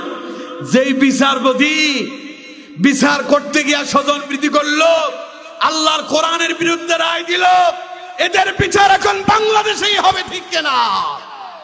এখন তারা জেলখানায় বন্দী। কে করছে? বলেন, কে করছে? সুতরাং আমার দেশের বিচারকদের বিচার করা দরকার। আর হযরত ওমর যখন বিচারপতি, রাষ্ট্রে কোনো অপরাধী নাই, কারণ গোটা রাষ্ট্র কি দিয়ে চলে? আরো জোরে বলেন। এখন স্বাধীনতার 54 বছরে এই দেশের দুর্নীতি বন্ধ হয় নাই, এই দেশের ইয়াবা বন্ধ হয় নাই, সুদ বন্ধ হয় নাই, ঘুষ বন্ধ হয় নাই, জেনা বন্ধ হয় নাই, ইফটিজিং বন্ধ হয় নাই, দর্শন বন্ধ হয় নাই। বন্ধ হবে কি করে? 54 বছরে কোরআন দিয়ে রাষ্ট্র চলে নাই। আগামীর 5 বছর আল্লাহর কোরআন দিয়ে যদি রাষ্ট্র চালানো যায়, মুহাম্মদ সাল্লাল্লাহু আলাইহি সাল্লাম এবং তার সাহাবীরা যেভাবে রাষ্ট্রে কোরআন দিয়ে রাষ্ট্র পরিচালনা করে শান্তির রাষ্ট্র প্রতিষ্ঠিত করেছে, আল্লাহর কোরআন দিয়ে যদি বাংলাদেশ চালানো যায়, ওই বাংলাদেশেও শান্তি ফিরে আসবেই আসবে, ঠিক কিনা? এমন শান্তির বাংলাদেশ দেখতে চান? সবাই বলেন, দেখতে চান? তাহলে কোরআন দিয়ে নিজের জীবন চালান, সমাজ চালান, রাষ্ট্র চালান, সংসদ ভবন চালান, পার্লামেন্ট চালান। শান্তি যিনি দেবেন তিনি কে? সুতরাং আমার বন্ধুগণ, এই জন্য আল্লাহ রাব্বুল আলামিন বলছেন, আর রহমান, আমি দয়ালু, আমি আল্লাহ দয়ালু। কেমন দয়ালু? আল্লাহ পাক বললেন, আল্লামাল কোরআন, আমি শিক্ষা দিয়েছি কোরআন। সুবহানাল্লাহ। তাহলে আল্লাহর দয়ার প্রথম দয়া, তিনি আমাদেরকে শিক্ষা দিলেন কি? সবাই বলেন কি? কোরআন। এখন প্রশ্ন হলো, হুজুর, আপনারা প্রশ্ন করবেন আর কি, হুজুর আল্লাহ আমাদেরকে কোরআন কেমনে শিখাইলো? আমরা কি আল্লাহর ছাত্র হইছি নাকি? আমরা কেউ তো আল্লাহরে দেখলাম না, আল্লাহ আমাদেরকে কোরআন কেমনে শিখাইলো? এই প্রশ্ন আছে না? কথা বলেন না কেন? আছে না নাই? অথচ আমার বন্ধুগণ আল্লাহ কয় আল্লামাল কোরআন, আমি শিক্ষা দিলাম কোরআন। কেমনে আল্লাহ কোরআন শিক্ষা দিলেন দেখুন। মুহাম্মদ সাল্লাল্লাহু আলাইহি সাল্লামের কাছে প্রথম যখন ওহী নাজিল হয়, সর্বপ্রথম একসাথে কয় আয়াত? 5 আয়াত। একসাথে কত আয়াত? সূরা আলাকের 5টা আয়াত। ইকরা বিসমি রাব্বিকাল্লাযী খালাক খালাকাল ইনসানা মিন আলাক ইকরা ওয়া রাব্বুকাল আকরাম আল্লাযী আল্লামা বিল কলম আল্লামাল ইনসানা মা লাম ইয়ালাম। পড়েন আল্লাহু আকবার। 5টা আয়াত নাযিল হলো, প্রথম শব্দ ইকরা, পড়ো। কি কথা কয় না? সবাই বলতে হবে কি? পড়ো, ইকরা, পড়ো। আমরা বলি আল্লাহ কি পড়বো? আল্লাহ পাক বলছেন ইকরা বিসমি রাব্বিকাল্লাযী খালাক, পড়ো তার নামে যিনি সৃষ্টি করেছেন। সুবহানাল্লাহ। কোন সৃষ্টি করছেন? কে? আরো চিল্লায় বলেন কে? এবার কি পড়বেন? আল্লাহ পাক কয় ওটার নাম কোরআন। ওটার নাম কি? কোরআন। আল্লাহ তার এই কোরআন সর্বপ্রথম তার নবীরে শিক্ষা দিলেন। নবী করিম সাল্লাল্লাহু আলাইহি সাল্লামের কাছে কোরআন ডাইরেক্ট আসমান থেকে, এইরকম কোরআন একখান ডাইরেক্ট আসমান থেকে উড়ে পড়ে নাই। এই কোরআনুল কারীমের ভিতরে টোটাল আয়াত সংখ্যা কত জানেন আপনারা? কত? 6666। যদিও এটা নিয়ে অনেক মতভেদ আছে, মতভেদ থাকতেই পারে, তবে আমরা ধরে নিলাম 6666, এটাই ফাইনাল, এটা মেনে নিলাম। এবার বলেন তো দেখি, এই 6666 আয়াত একদিনে আসছে? সবাই বলেন একদিনে আসছে? এই কোরআনের ভিতরে 6666 আয়াত, 114 সূরা, 30 পারা কোরআন, এটা মুহাম্মদ সাল্লাল্লাহু আলাইহি সাল্লামের কাছে আসতে 23 বছর সময় লাগছে। সুবহানাল্লাহ কয় না কে? আপনি তো এমনি পেয়ে গেছেন রেডিমেড, যার কারণে এটার মূল্য আপনার কাছে নাই। মুহাম্মদ সাল্লাল্লাহু আলাইহি সাল্লাম গোটা কোরআন পেতে 23 বছর সময় লাগছে। নবীর কাছে কোরআন নিয়ে আসছেন হযরত জিবরাইল আলাইহিস সালাম। আল্লাহ রাব্বুল আলামিন হযরত জিবরাইলকে বার্তা বাহক বানালেন। জিবরাইল বার্তা নিয়ে আসতো বাহক হিসেবে। নবী করিম সাল্লাল্লাহু আলাইহি সাল্লামের কাছে কোরআন নিয়ে আসতেন জিবরাইল। আল্লাহ রাব্বুল আলামিন জিবরাইলকে যখন রাসূলুল্লাহর জন্য কোরআন নিয়ে পাঠালেন, ওহী নাজিল হচ্ছে, কোরআন আসতে শুরু করলো। নবী করিম সাল্লাল্লাহু আলাইহি সাল্লাম কোরআনের ওহী পেয়ে রাসূলুল্লাহ দারুণ খুশি।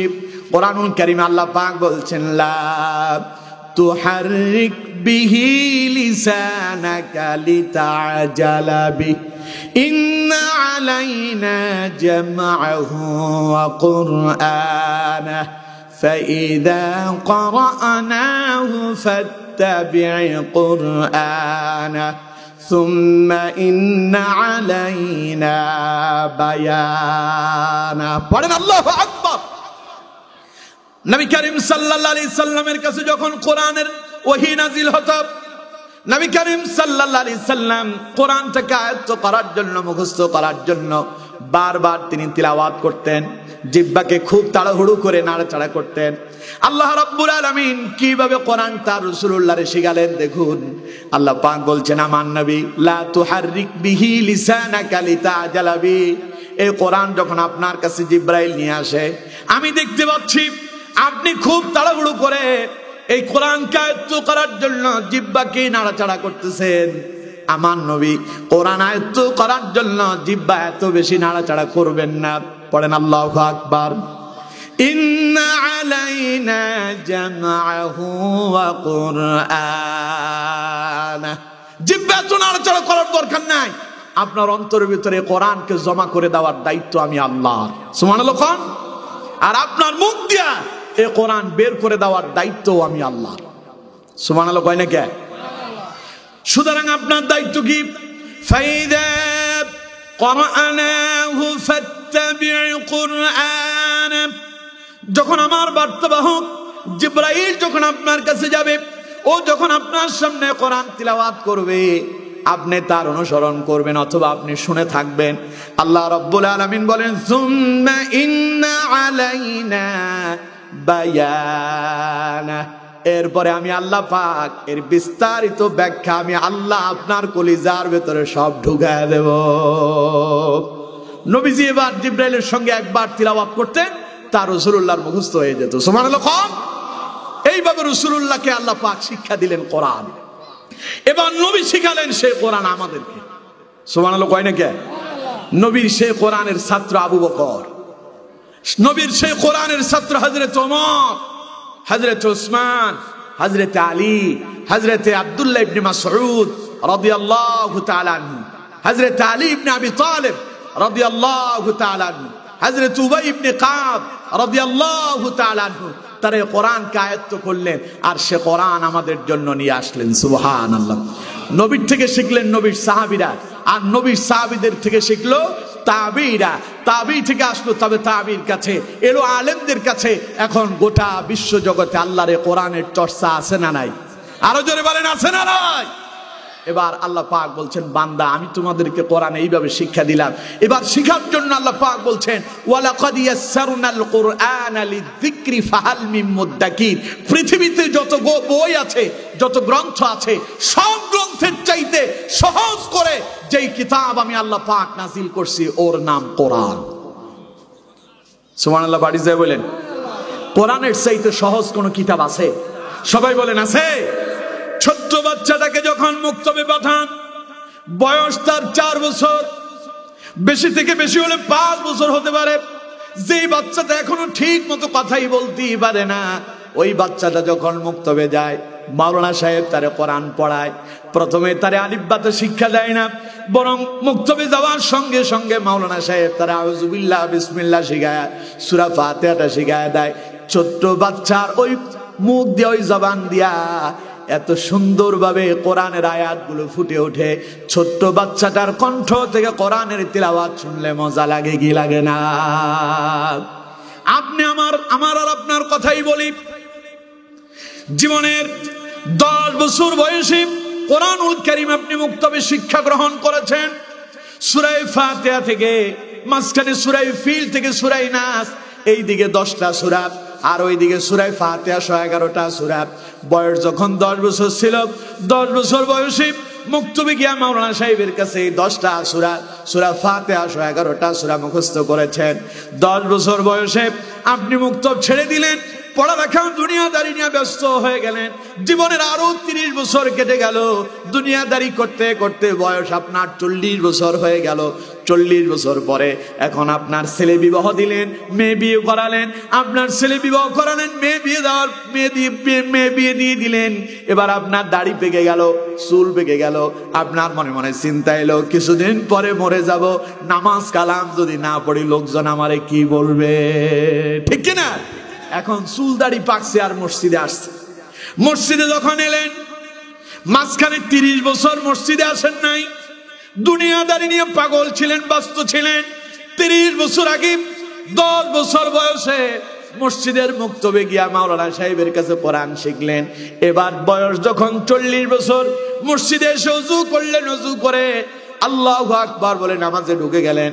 নামাজ শুরু করলেন, আলহামদুলিল্লাহি রাব্বিল আলামিন আর রাহমানির রাহিম মালিকি ইয়াউমিদ্দিন ইয়্যাকা না'বুদু ওয়া ইয়্যাকা নাস্তাঈন। পড়েন আল্লাহু আকবার। 30 বছরের পুরনো ক্যাসেট, যেই ক্যাসেটের ভেতরে আপনার 10টা সূরা মুখস্থ ছিল, সূরা ফাতিহা 111টা। 30 বছর এই ক্যাসেট আর কোনোদিন বাজান নাই। 30 বছর পরে যখন এই ক্যাসেটটা মসজিদে গিয়ে স্টার্ট দিলেন, নামাজের ভেতরে ঢুইকা, ক্যাসেটের ভেতরে কোনো ময়লাও জমে নাই। একটা আয়াতের পরে একটা আয়াত যিনি বের করে দিচ্ছেন তিনি কে? চিল্লায় বলেন তিনি কে? আল্লাহ কয়, আমার বান্দা পৃথিবীতে তাকায় দেখ, অসংখ্য গ্রন্থ আছে, অসংখ্য ধর্ম আছে, কোন ধর্ম গ্রন্থের কোন হাফেজ নাই। শুধুমাত্র একখান কিতাব আমি আল্লাহ দিলাম, তার নাম কোরআন। এই কোরআনের হাফেজ সমগ্র পৃথিবীতে কোটি কোটি আছে না নাই?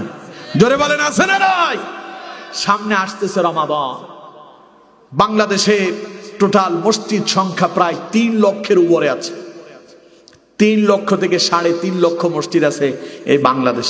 আলহামদুলিল্লাহ কোন এই 3 লক্ষ 3.5 লক্ষ 3 লক্ষই ধরে, 3 লক্ষ মসজিদে যদি খতমে তারাবি হয়, একজন হাফেজে পড়ায় না দুইজন, তাইলে 3 লক্ষ মসজিদে 6 লক্ষ হাফেজ দরকার।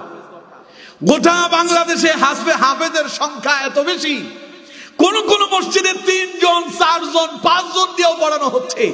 এরপরে অসংখ্য হাফেজ এমন থেকে যায় তারাবি পড়ানোর জন্য তারা মসজিদ পায় না, ঠিক কিনা? তাহলে এবার চিন্তা করে দেখেন তো, এই কোরআনের হাফেজ সমগ্র পৃথিবীতে কম না বেশি? এবার কোন তো দেখি কোরআনটাকে পৃথিবীর হাফেজদের মানুষের হৃদয়ের ভেতরে যিনি এটাকে সেভ করে দিলেন, জমা করে রাখলেন, তিনি কে? এক একজন হাফেজ মানে এক একটা লাউহে মাহফুজ তার ভেতরে সংরক্ষিত আছে। সুবহানাল্লাহ। সুতরাং আমার বন্ধুগণ, আল্লাহ পাক বলছেন আমার বান্দারে আর রহমান, তিনি দয়ালু, তিনি সেই দয়াময় আল্লাহ আল্লামাল কোরআন, যিনি তোমাদেরকে শিক্ষা দিয়েছেন কোরআন। সুবহানাল্লাহ কোন? তাহলে কোরআন কত দামি কিতাব এটা আগে বুঝালাম। দ্বিতীয় নাম্বার, কোরআন আল্লাহ আমাদেরকে কিভাবে শিক্ষা দিলেন তা বুঝালাম। এবার আসুন, আল্লাহ মানব সৃষ্টির আগে কোরআন দিলেন এই কথা কেন বললেন? মানুষের চলার জন্য। মনে করেন এই যে মোবাইল, এই মোবাইলটা চালানোর জন্য এটার একটা বই আছে, নোটবুক আছে, গাইড বুক। মোবাইলের সঙ্গে এরকম একটা ছোট্ট বই দেয় না? কতক্ষণ না কেন দেয় না? গাইড বুক, এটারে বলে গাইড বুক অথবা নোটবুক। আপনি মোবাইলটা বক্স থেকে বের করলেন, গাইড বুকটাও বের করলেন। এখন আপনার গাইড বুকে লেখা আছে মোবাইলের ডান পাশে যেই 2টা ভলিউম দেওয়া আছে, উপরের 2টা বাদ দিয়ে নিচে যে একটা সুইচ আছে, এই জায়গাতে আপনি প্রেস করেন, এখানে চাপ দেন, চাপ দিলে আপনার মোবাইলটা অন হবে। এই কথাটা লেখা আছে কোথায়? বইয়ের ভেতরে। কোথায়? এখন আপনি মোবাইল চালু করার আগে আপনাকে বইটা পড়তে হবে, ঠিক কিনা? কথা বলেন, ঠিক কিনা? এখন বইটা পড়ার পরে বইয়ের ভিতরে লেখা আছে উপরের 2 বাটন বাদ দিয়ে নিচের বাটনে চাপ দেন। আপনি বই পড়লেন ঠিক, কিন্তু চাপ দিলেন নিচের বাটনে না দিয়া উপরের বাটনটারে চেপে ধরছেন। কিয়ামত পর্যন্ত চাপ দিয়ে ধরে রাখেন, মোবাইল চালু হবে না। হবে? কথা কয় না হবে? আল্লাহ কয় আমি মানব সৃষ্টি করার আগে মানবরে কোরআন শিখালাম এই জন্য, কারণ তাদের চলার জন্য একটা গাইড বুকের দরকার, তাদের একটা নোটবুক প্রয়োজন। জীবন কিভাবে চালাতে হবে, সমাজ কিভাবে চলবে, রাষ্ট্র কেমন চলবে, পরিবার কেমন চলবে, মা বাবার সাথে সন্তানের ব্যবহার কেমন হবে, সন্তান তার মা বাবার সঙ্গে কেমন ব্যবহার করবে, প্রত্যেকটা কথা এই কোরআনে তুলে দিয়েছি। আর এই কোরআন দিয়ে তোমাদের জীবন চালানোর জন্য আগেই তোমাদেরকে আমি আল্লাহ কোরআন শিক্ষা দিয়েছি। বলেন সুবহানাল্লাহ। এবার বুঝতে পারলেন কোরআন আল্লাহ কেন আগে শিক্ষা দিলেন? বুঝতে পারছেন? তার মানে এই কোরআন দিয়ে আমাদের জীবন চালাতে হবে। কোরআন দিয়ে আপনার রাষ্ট্র কেমনে চলবে কোরআনে আছে না নাই?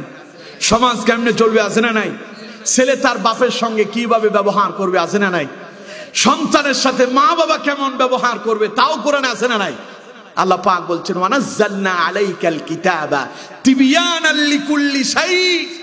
কোরআনে এমন কোনো কথা নাই যা আমি কোরআনে উল্লেখ করি নাই। সুবহানাল্লাহ। প্রত্যেকটা বিষয় নিয়ে, প্রত্যেকটা সাবজেক্ট নিয়ে, মানুষের প্রয়োজনীয় প্রত্যেকটা বিষয় আমি আল্লাহ কোরআনের ভিতরে তুলে ধরেছি। পড়েন সুবহানাল্লাহ। তাহলে আমার বন্ধুগণ, আল্লাহ পাক প্রথমে বললেন আর রহমান, তিনি দয়ালু, আল্লামাল কোরআন, যিনি শিক্ষা দিয়েছেন কোরআন। এবার কোন তো দেখি কোরআন আমাদেরকে কে শিক্ষা দিলেন, কেন দিলেন? গাইড বুক, আমাদের জীবন চলার জন্য, আমাদের সংবিধান, আমাদের এই কোরআন মেনে যদি আমরা জীবন যাপন করি, যে বললাম না নোটবুক পড়া আপনি যদি আপনার মোবাইলটা সেখানে যেইভাবে লিখে আছে ওইভাবে চাপ দেন, মোবাইল অন হবে অফ হবে।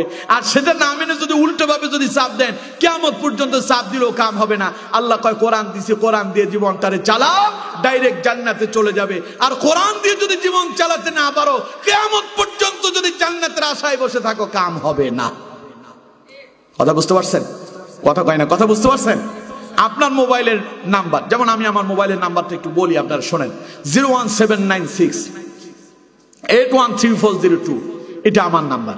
এখন কেউ একজন আমার নাম্বারে ফোন দিতে গিয়া শেষের একটা নাম্বার অথবা মাঝখানে একটা ভুল করছে, ভুল করলে কলটা আমার কাছে আসবে না, অন্য জায়গায় যাবে।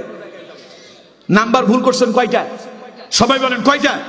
একটা নাম্বার ভুল করছেন, কলটা অন্য জায়গায় যাবে। আল্লাহর কোরআন দিয়ে আপনি জীবন চালাতে গিয়া একটা জায়গায় যদি ভুল করেন, তার মানে আপনি অন্যদিকে চলে গেলেন। কথা বুঝতে পারছেন? তার মানে গোটা জীবন চালাতে হবে কি দিয়া? আরো জোরে বলেন, কি দিয়া? এটা আল্লাহ কয়, আমি অনুগ্রহ করে তোদেরকে দিলাম, এ কোরআন তোদেরকে শিক্ষা দিলাম, যাতে করে তোরা সোজা পথে ডাইরেক্ট আমার জান্নাত পর্যন্ত পৌঁছাতে পারিস। সুবহানাল্লাহ। আমার বন্ধুগণ, এই কথা বলার পরে এবার আল্লাহ পাক বলছেন, খালাকাল ইনসান। আল্লাহ পাক বলেন, আমার দয়ার ভেতরে দ্বিতীয় নাম্বার সবচাইতে বড় দয়া হলো আমি আল্লাহ দয়া করে সৃষ্টি করেছি ইনসান। আমি দয়া করে মানুষদেরকে সৃষ্টি করছি। আচ্ছা কোন তো দেখি আমাদেরকে কে সৃষ্টি করছেন? সবাই বলেন কে? না আমরা বানর থেকে আসছি? কেউ কেউ তো বলে ডারউইনের মতবাদ।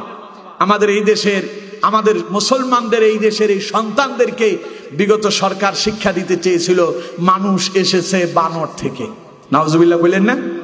অথচ আল্লাহ কয় না, মানব সৃষ্টি করেছেন কে? আল্লাহ পাক বলছেন, ইয়া আইয়ুহান নাস ইত্তাকু রাব্বাকুম, হে দুনিয়ার মানুষ আল্লাহরে ভয় করো, কারণ আল্লাযী খালাকাকুম মিন নাফসিন ওয়াহিদা, আমি তোমাদেরকে একটি মাত্র আত্মা হতে তৈরি করেছি, তিনি হযরত আদম আলাইহিস সালাতু ওয়াস সালাম। ওয়া খালাকা মিনহা যাওজাহা, তার থেকে সৃষ্টি করেছি তার স্ত্রী তথা মা হাওয়া আলাইহিস সালামকে। এরপর আল্লাহ পাক বললেন, ওয়া বাসসা মিনহুমা রিজালান কাসীরান ওয়া নিসাআ, আর তাদের উভয় থেকে অসংখ্য নারী এবং পুরুষ সৃষ্টি করে तमाम পৃথিবীতে আমি আল্লাহ পাক ছড়িয়ে ছিটিয়ে দিয়েছি। এবার কোন তো দেখি তাইলে আমাদেরকে যিনি সৃষ্টি করেছেন তিনি কে? মানব সৃষ্টির উপরে গতকাল মনে আপনাদের এখানে মাওলানা সাহেব আলোচনা করছিলেন, ঠিক কিনা? করেছেন। সুতরাং এই বিষয়ে আমি বেশি কথা বলবো না, যেহেতু উনি বলেছেন। তাহলে আমার বন্ধুগণ, আমি শুধু এই কথাই আপনাদেরকে বলি, আমাদেরকে যে আল্লাহ সৃষ্টি করেছেন এটা কি আল্লাহর দয়া ছিল না? সবাই বলতে হবে আল্লাহর দয়া ছিল না? দেখুন আল্লাহর কেমন দয়া, তিনি যে আমাদেরকে সৃষ্টি করছেন। আল্লাহ পাক মানব সৃষ্টির আগে ফেরেশতাদের সঙ্গে একখান পরামর্শ করছিলেন, জানেন আপনারা? মাওলানা সাহেবরা তো আমার ডানে বামে আছেন, ওনারা জানেন। আল্লাহ রাব্বুল আলামিন বলছেন, ওয়া ইয ক্বালা রাব্বুকা লিল মালাইকাতি ইন্নী জাঈলুন ফিল আরদি খলিফা। আল্লাহ পাক বললেন, আমার ফেরেশতারা আমি দুনিয়াতে আমার খলিফা নিযুক্ত করতে চাই, মানব প্রেরণ করতে চাই, তোমরা কি বলো? ফেরেশতারা জবাব দিল, ক্বালু আতাজআলু ফিহা মান ইউফসিদু ফিহা ওয়া ইয়াসফিকু দিমা। ফেরেশতারা কয়, আল্লাহ কেন তুমি মানব সৃষ্টি করবা? এরা তো দুনিয়ায় গিয়ে ফিতনা ফাসাদ করবে, মারামারি করবে, রক্তপাত করবে, ঝগড়াঝাটি করবে, এদেরকে সৃষ্টি করার দরকার কি? আল্লাহ রাব্বুল আলামিন বললেন, قالوا أتجعل فيها من يفسد فيها ويسفك الدماء। ফেরেশতারা বলল, মানব সৃষ্টির প্রয়োজন নেই। ওয়া নাহনু নুসাব্বিহু বিহামদিকা ওয়া নুকদ্দিসু লাক, কারণ আমরা তো তোমার ইবাদত করতেছি, আমরা তোমার তাসবিহ করতেছি, আমরা তোমার জিকির করতেছি, তোমার প্রশংসা বর্ণনা করতেছি, তাহলে মানুষের দরকার কি? আল্লাহ পাক জবাব দিলেন, ক্বালা ইন্নী আ'লামু মা লা তা'লামুন। আমার ফেরেশতারা আমি যা জানি তোমরা তা, সবাই বলেন আমি যা জানি তোমরা তা। ফেরেশতারা বলল যে মানব সৃষ্টি করলে তারা তো ঝগড়া বাসাদ মারামারি করবে, রক্তপাত করবে। আল্লাহ কয়, ক্বালা ইন্নী আ'লামু মা লা তা'লামুন, আমি যা জানি তোমরা তা জানো না। আমার বন্ধুগণ, এবার কোন তো দেখি আল্লাহ যদি ফেরেশতাদের পরামর্শ গ্রহণ করতেন, আপনি কি দুনিয়ার মুখ দেখতে পেতেন? আল্লাহ একক সিদ্ধান্ত নিয়েছেন। ফেরেশতাদেরকে আল্লাহ পাক জিজ্ঞাসা করলেন, ফেরেশতারা এর উল্টো জবাব দিল। আল্লাহ পাক বলেন, না ফেরেশতারা আমি যা জানি তোমরা তা জানো না। এবার আল্লাহ পাক তার ফেরেশতাদেরকে ডেকে বলেন, আমার ফেরেশতারা দেখো তো দেখি আমার এই বান্দাগুলো যে আজকের এই তাফসীর মাহফিলে বসে আছে, বলো তো দেখি এরা কি এখন ঝগড়া ফাসাদ করতেছে? এরা কি রক্তপাত করতেছে? আচ্ছা আমার ফেরেশতারা বলো তো দেখি আমার এই বান্দাগুলো কি আমি আল্লাহরে দেখেছে? ফেরেশতারা কয়, না আল্লাহ, ওরা তো তোমারে দেখে না।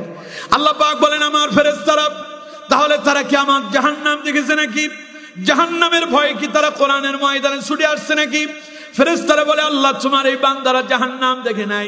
আল্লাহ পাক বলেন তাহলে নিশ্চয়ই আমার এই বান্দাগুলো আমার জান্নাত দেখেছে, জান্নাতের প্রেমে পড়ে তারা কোরআনের ময়দানে এসেছে। ফেরেশতারা বলে আল্লাহ তোমার এই বান্দারা তোমার জান্নাতও দেখে নাই। আল্লাহ পাক বলেন আমার ফেরেশতারা বান্দা আমারে দেখলো না, আমার জান্নাত দেখলো না, আমার জাহান্নাম দেখলো না, এরপরে আমার বান্দারা কোরআনের ময়দানে ছুটে আসলো। কেন আসলো? ফেরেশতারা বলে আল্লাহ ওরা তোমারে খুশি করার জন্য এসেছে। আল্লাহ পাক বলেন আমার ফেরেশতারা তোমরা সাক্ষী থাকো, যেই বান্দা আমারে দেখলো না, আমার জান্নাত দেখলো না, জাহান্নাম দেখলো না, এরপরে আমি আল্লাহরে খুশি করার জন্য কোরআনের ময়দানে ছুটে আসছিল, তোমরা না বলছিলা তারা রক্তপাত করবে, মারামারি করবে, দেখো আমার বান্দারা কোরআনের ময়দানে ছুটে আসছে আমারে খুশি করার জন্য। ফেরেশতারা তোমরা সাক্ষী থাকো, আমি আল্লাহ আমার এই বান্দাদের উপরে খুশি হয়ে গেলাম আর তাদের পূর্বের গুনাহগুলো মাফ করে দিলাম। তাহলে এবার কোন তো দেখি যে আল্লাহ আমাদেরকে সৃষ্টি করছেন, ফেরেশতারা নিষেধ করছিল, আল্লাহ যদি পরামর্শ যদি গ্রহণ করতো তাহলে আমরা কি দুনিয়ায় আসতাম? সবাই বলেন আসতাম। এই জন্য আল্লাহ পাক বলছেন আমার বান্দা, আমার প্রথম দয়া হলো আমি দয়া করে একেবারে শ্রেষ্ঠ কিতাব, দামি কিতাব, সম্মানিত কিতাব তা তোমাদেরকে দিলাম। আর এর পাশাপাশি আমি আল্লাহ নিজ ইচ্ছা, আমার নিজ উদ্যোগে একক সিদ্ধান্তে আমি তোমাদেরকে তৈরি করেছি। সুবহানাল্লাহ কোন। এবার আল্লাহ রাব্বুল আলামিন বলছেন আমার বান্দারে তোমাদেরকে যে খালি তৈরি করলাম তা নয়, তোমাদেরকে সৃষ্টি করে আমি আল্লাহ গরু ছাগলের মতো ছেড়ে দেই নাই, আমি তোমাদেরকে ভাষা শিক্ষা দিয়েছি। কি শিক্ষা দিয়েছেন? সবাই বলেন কি? আল্লাহ পাক বলছেন আল্লামাহুল বায়ান, আমি আল্লাহ তোমাদেরকে সৃষ্টি করলাম, এরপরে কথা তোমাদেরকে বলার শিক্ষা দিয়ে দিলাম। সুবহানাল্লাহ। কেমনে শিক্ষা দিলেন আল্লাহ দেখুন। বাংলাদেশে জেলা কয়টা? 64 জেলা। জানেন না এটা আপনারা? আপনাদেরকে অসুবিধা হচ্ছে? ছেড়ে দেবো, রাত তো অনেক হয়ে গেছে, আমি তো খেয়ালই করিনি। আমার বন্ধুগণ, বাংলাদেশে জেলা আছে কয়টা? 64 জেলা। 64 জেলার 64টা ভাষা আছে। এই 64 জেলার দেশ একখান, ভাষা আছে 64টা। এই 64 জেলার 64 ভাষা যিনি দিয়েছেন তিনি কে?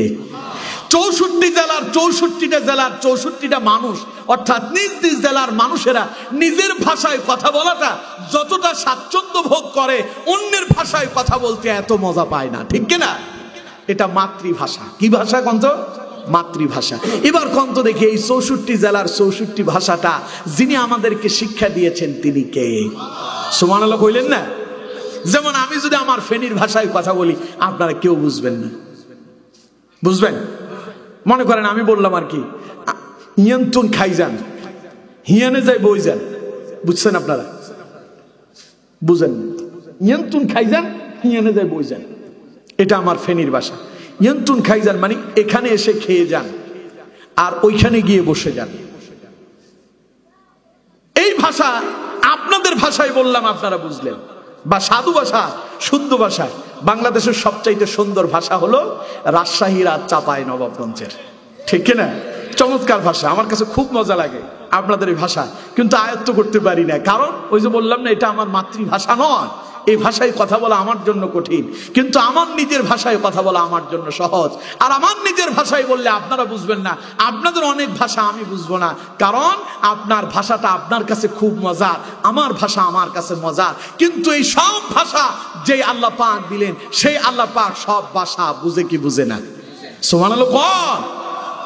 সুতরাং আমার বন্ধুগণ, আল্লাহ রাব্বুল আলামিন বলছেন বান্দারে আল্লামাহুল বায়ান, সৃষ্টি করেই ছেড়ে দেই নাই, আমি আল্লাহ তোমারে কথা বলা শেখালাম এমন ভাষায়, মাতৃভাষায়।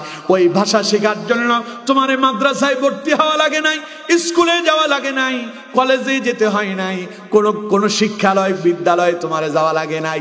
এই ভাষাটা যিনি আপনাকে নিয়ামত হিসাবে দিলেন তিনি কে? আপনার এলাকার ভাষা, চাপাইয়ের ভাষা শেখার জন্য আপনি কোন মাদ্রাসায় ভর্তি হয়েছেন? দেখি হাত তোলেন। কোন মাদ্রাসায় গেছেন? কোন স্কুলে গেছেন? মুক্তবে গেছেন? এই ভাষা আপনাকে যিনি দান করছেন তিনি কে? সুবহানাল্লাহ। কোন? আল্লাহ পাক কয় আল্লামাল ইনসানা মা লাম ইয়ালাম, মানুষের আমি এমন কিছু শিক্ষা দিলাম যা মানুষ জানতোই না। সুবহানাল্লাহ। কোন? দুনিয়ায় যখন আসছিলেন আমরা সবাই যখন দুনিয়া আসছিলাম, দুনিয়া আসার পরে আমাদের খিদা লাগছে, আমরা কি মাকে বলতে পেরেছি আমার মা আমার খিদা লাগছে আমারে খাবার দাও? বলতে পারছিলাম? কিন্তু আমার যে খিদা লাগছে এই ভাষাটা বোঝার শক্তি আল্লাহ আমার মাকে দিয়েছেন। সুবহানাল্লাহ। মাকে এই ভাষা যিনি শিক্ষা দিয়েছেন তিনি কে? মায়ের সন্তান আছে 5টা। কয়টা? অসুবিধা হচ্ছে আপনাদের? উঠে যাচ্ছেন আপনারা? 2-1 জনের চাপ আসছে, তাড়াতাড়ি সেরে চলে আসেন। আর বেশি সময় নেব না, খুব তাড়াতাড়ি শেষ করবো ইনশাআল্লাহ। বেশি না, আমার আর 10টা মিনিট সময় দেন। 10 মিনিট দেবেন আপনারা?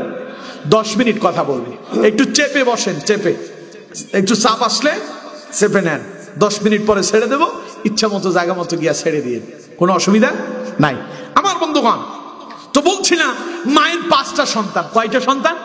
সবাই বলেন কয়টা? 5টা। 5টা সন্তানের সবগুলোর চোখ নাক কান সব ঠিক আছে, কিন্তু একটা সন্তান আসছে এমন চোখ নাক কান সব ঠিক আছে, খালি একখান জিনিস নাই, তা হলো তার মুখ দিয়ে কথা বের হয় না। তারে আপনাদের চাপাই নবাবগঞ্জের ভাষায় কি বলে? বোবা। সন্তান একখান আসছে বোবা। এই বোবা সন্তানের ভাষা প্রতিবেশী আশেপাশের লোকেরা বুঝে না, কিন্তু মা বুঝে কি বুঝে না? কথা বল না কেন? বুঝে কি বুঝে না? বোবার ভাষা মা বুঝে। আল্লাহ কয় আল্লামাহুল বায়ান, তোর মাকে আমি ওই ভাষা শিক্ষা দিয়েছি বলেই তোর মা তোকে সব সময় আগলে রাখে, তোর বিপদে মা এগিয়ে আসে। তুই বোবা, কথা বলতে পারিস না, কিন্তু আমি তোর মাকে এমন ভাষা শিক্ষা দিলাম তোর চাল চলন দেখে তোর মা উপলব্ধি করতে পারে সন্তানের এখন কি প্রয়োজন হয়েছে। পড়েন সুবহানাল্লাহ। ছোট্ট আপনি মনে করেন নতুন দুনিয়া আসছেন, নবজাতক সন্তান, বিছানায় প্রস্রাব করে দিয়েছে, পায়খানা করছেন। আপনার কি বলার এই ক্ষমতা ছিল, মা আমি পায়খানা করছি, প্রস্রাব করছি, একটু পরিষ্কার করে দাও? বলতে পারছেন? কি করছেন? ওয়া ওয়া করে কান্না করছেন। খিদা লাগছে, ওয়া ওয়া করে কান্না করছেন। মাথা ব্যথা, ওয়া ওয়া করে কান্না করতেছেন। জ্বর আসছে, ওয়া ওয়া করে কান্না করতেছেন। অর্থাৎ এক কথাই আপনার যা প্রয়োজন কিছুই বলতে পারেন না, রোগে শোকে আনন্দে উল্লাস যা করতেছেন শুধু কান্নার কান্না। কিন্তু আপনার কান্নার আওয়াজ শুনলেই মা বুঝতে পারেন কোন কান্না সন্তানের খিদার কান্না আর কোন কান্নাটা সন্তানের ব্যথার কান্না। এই শক্তি বোঝার যিনি মাকে শক্তি দিয়েছেন তিনি কে? আল্লামাহুল বায়ান। আল্লাহকে আমি তোর মার এই শিক্ষা দিয়েছি। সুবহানাল্লাহ। আর আমাদেরকে শিক্ষা দিলেন, আল্লাহ পাক বলছেন আল্লামাল ইনসানা মা লাম ইয়ালাম, মানুষকে আমি এমন বিষয় শিক্ষা দিয়েছি সেই জানতো না। আমার বন্ধুগণ, কিভাবে খেতে হয় আমরা জানতাম না। মায়ের স্তনে আল্লাহ আমাদের জন্য খাবার তৈরি করে রেখেছিলেন, কিভাবে খেতে হবে আমরা জানতাম না। আমার বন্ধুগণ, আল্লাহ রাব্বুল আলামিন বলেন যা তুই জানতি না আমি তা তোরে শিখালাম। সুতরাং আমার বান্দা, আমি আল্লাহ তোর এমন রব, আমি তোর এমন রহমান, আমি তোর এমন দয়ালু। আমি আল্লাহ তোরে সৃষ্টি করেই ছেড়ে দেই নাই তোর মনের ভাব প্রকাশ করার জন্য। আমি আল্লাহ তোরে একখান জবান দিলাম, আর ওই জবান দিয়া তুই তোর মনের ভাব প্রকাশ করতে পারিস, ঠিক কিনা? অথচ এই জবান দিয়া দুনিয়ার সব করতে পারেন, এই জবান দিয়া গান করতে পারেন, এই জবান দিয়া দুনিয়ার অশ্লীল মন্দ কথাগুলো বলতে পারেন। যে আল্লাহ পাক এত সুন্দর জবান আপনাকে আল্লাহ পাক দিলেন, সেই জবান দিয়া আল্লাহর কোরআন তিলাওয়াত করতে পারে না, এই রকম হতভাগা আমাদের দেশে আছে না নাই? আল্লাহ কয় আমার বান্দা আমি তোরে এত কিছু দিলাম, ফাবি আইয়ি আলাই রাব্বিকুমা তুকাযযিবান, তুই আমার কোন নিয়ামতটাকে অস্বীকার করবি? করতে পারবেন কোন নিয়ামত? সবাই বলেন পারবেন? তাহলে এবার কন্ত দেখি যে আল্লাহ পাক আমাদেরকে এত সুন্দর করে তৈরি করলেন, বলার মতো শক্তি দিলেন, যে আল্লাহ কোরআনকে গাইডলাইন বানায়া এই কোরআন শিক্ষা দিয়ে আমাদের জীবন পরিচালনা করার জন্য আমাদেরকে গাইডলাইন হিসেবে আল্লাহর কোরআন দিলেন। যিনি দিলেন তিনি কে? জোরে বলেন কে? তাহলে এ কোরআন এসেছে আমাদেরকে আলোকিত করার জন্য, এ কোরআন এসেছে আমাদেরকে পথ দেখানোর জন্য, এ কোরআন এসেছে আমাদেরকে জান্নাতি মানুষে রূপান্তরিত করার জন্য, ঠিক কিনা? আর আমরা দুনিয়া এসেছি আল্লাহর গোলামি করার জন্য। সুতরাং আমাদের প্রত্যেকের দায়িত্ব এবং কর্তব্য হলো গোটা জীবন চালাবো আল্লাহর কোরআন দিয়ে। আল্লাহর কোরআন দিয়ে যদি আমার জীবন চলে সেটাই আল্লাহর ইবাদত হবে। আর আমার গোটা জীবন যদি আল্লাহর ইবাদতে অতিবাহিত হয়, মরার পরে আল্লাহর জান্নাত আমার জন্য মিলবে। কথা কয় না? জান্নাত পেতে চান? সবাই বলেন জান্নাত পেতে চান? দেখি তো কারা কারা পেতে চান।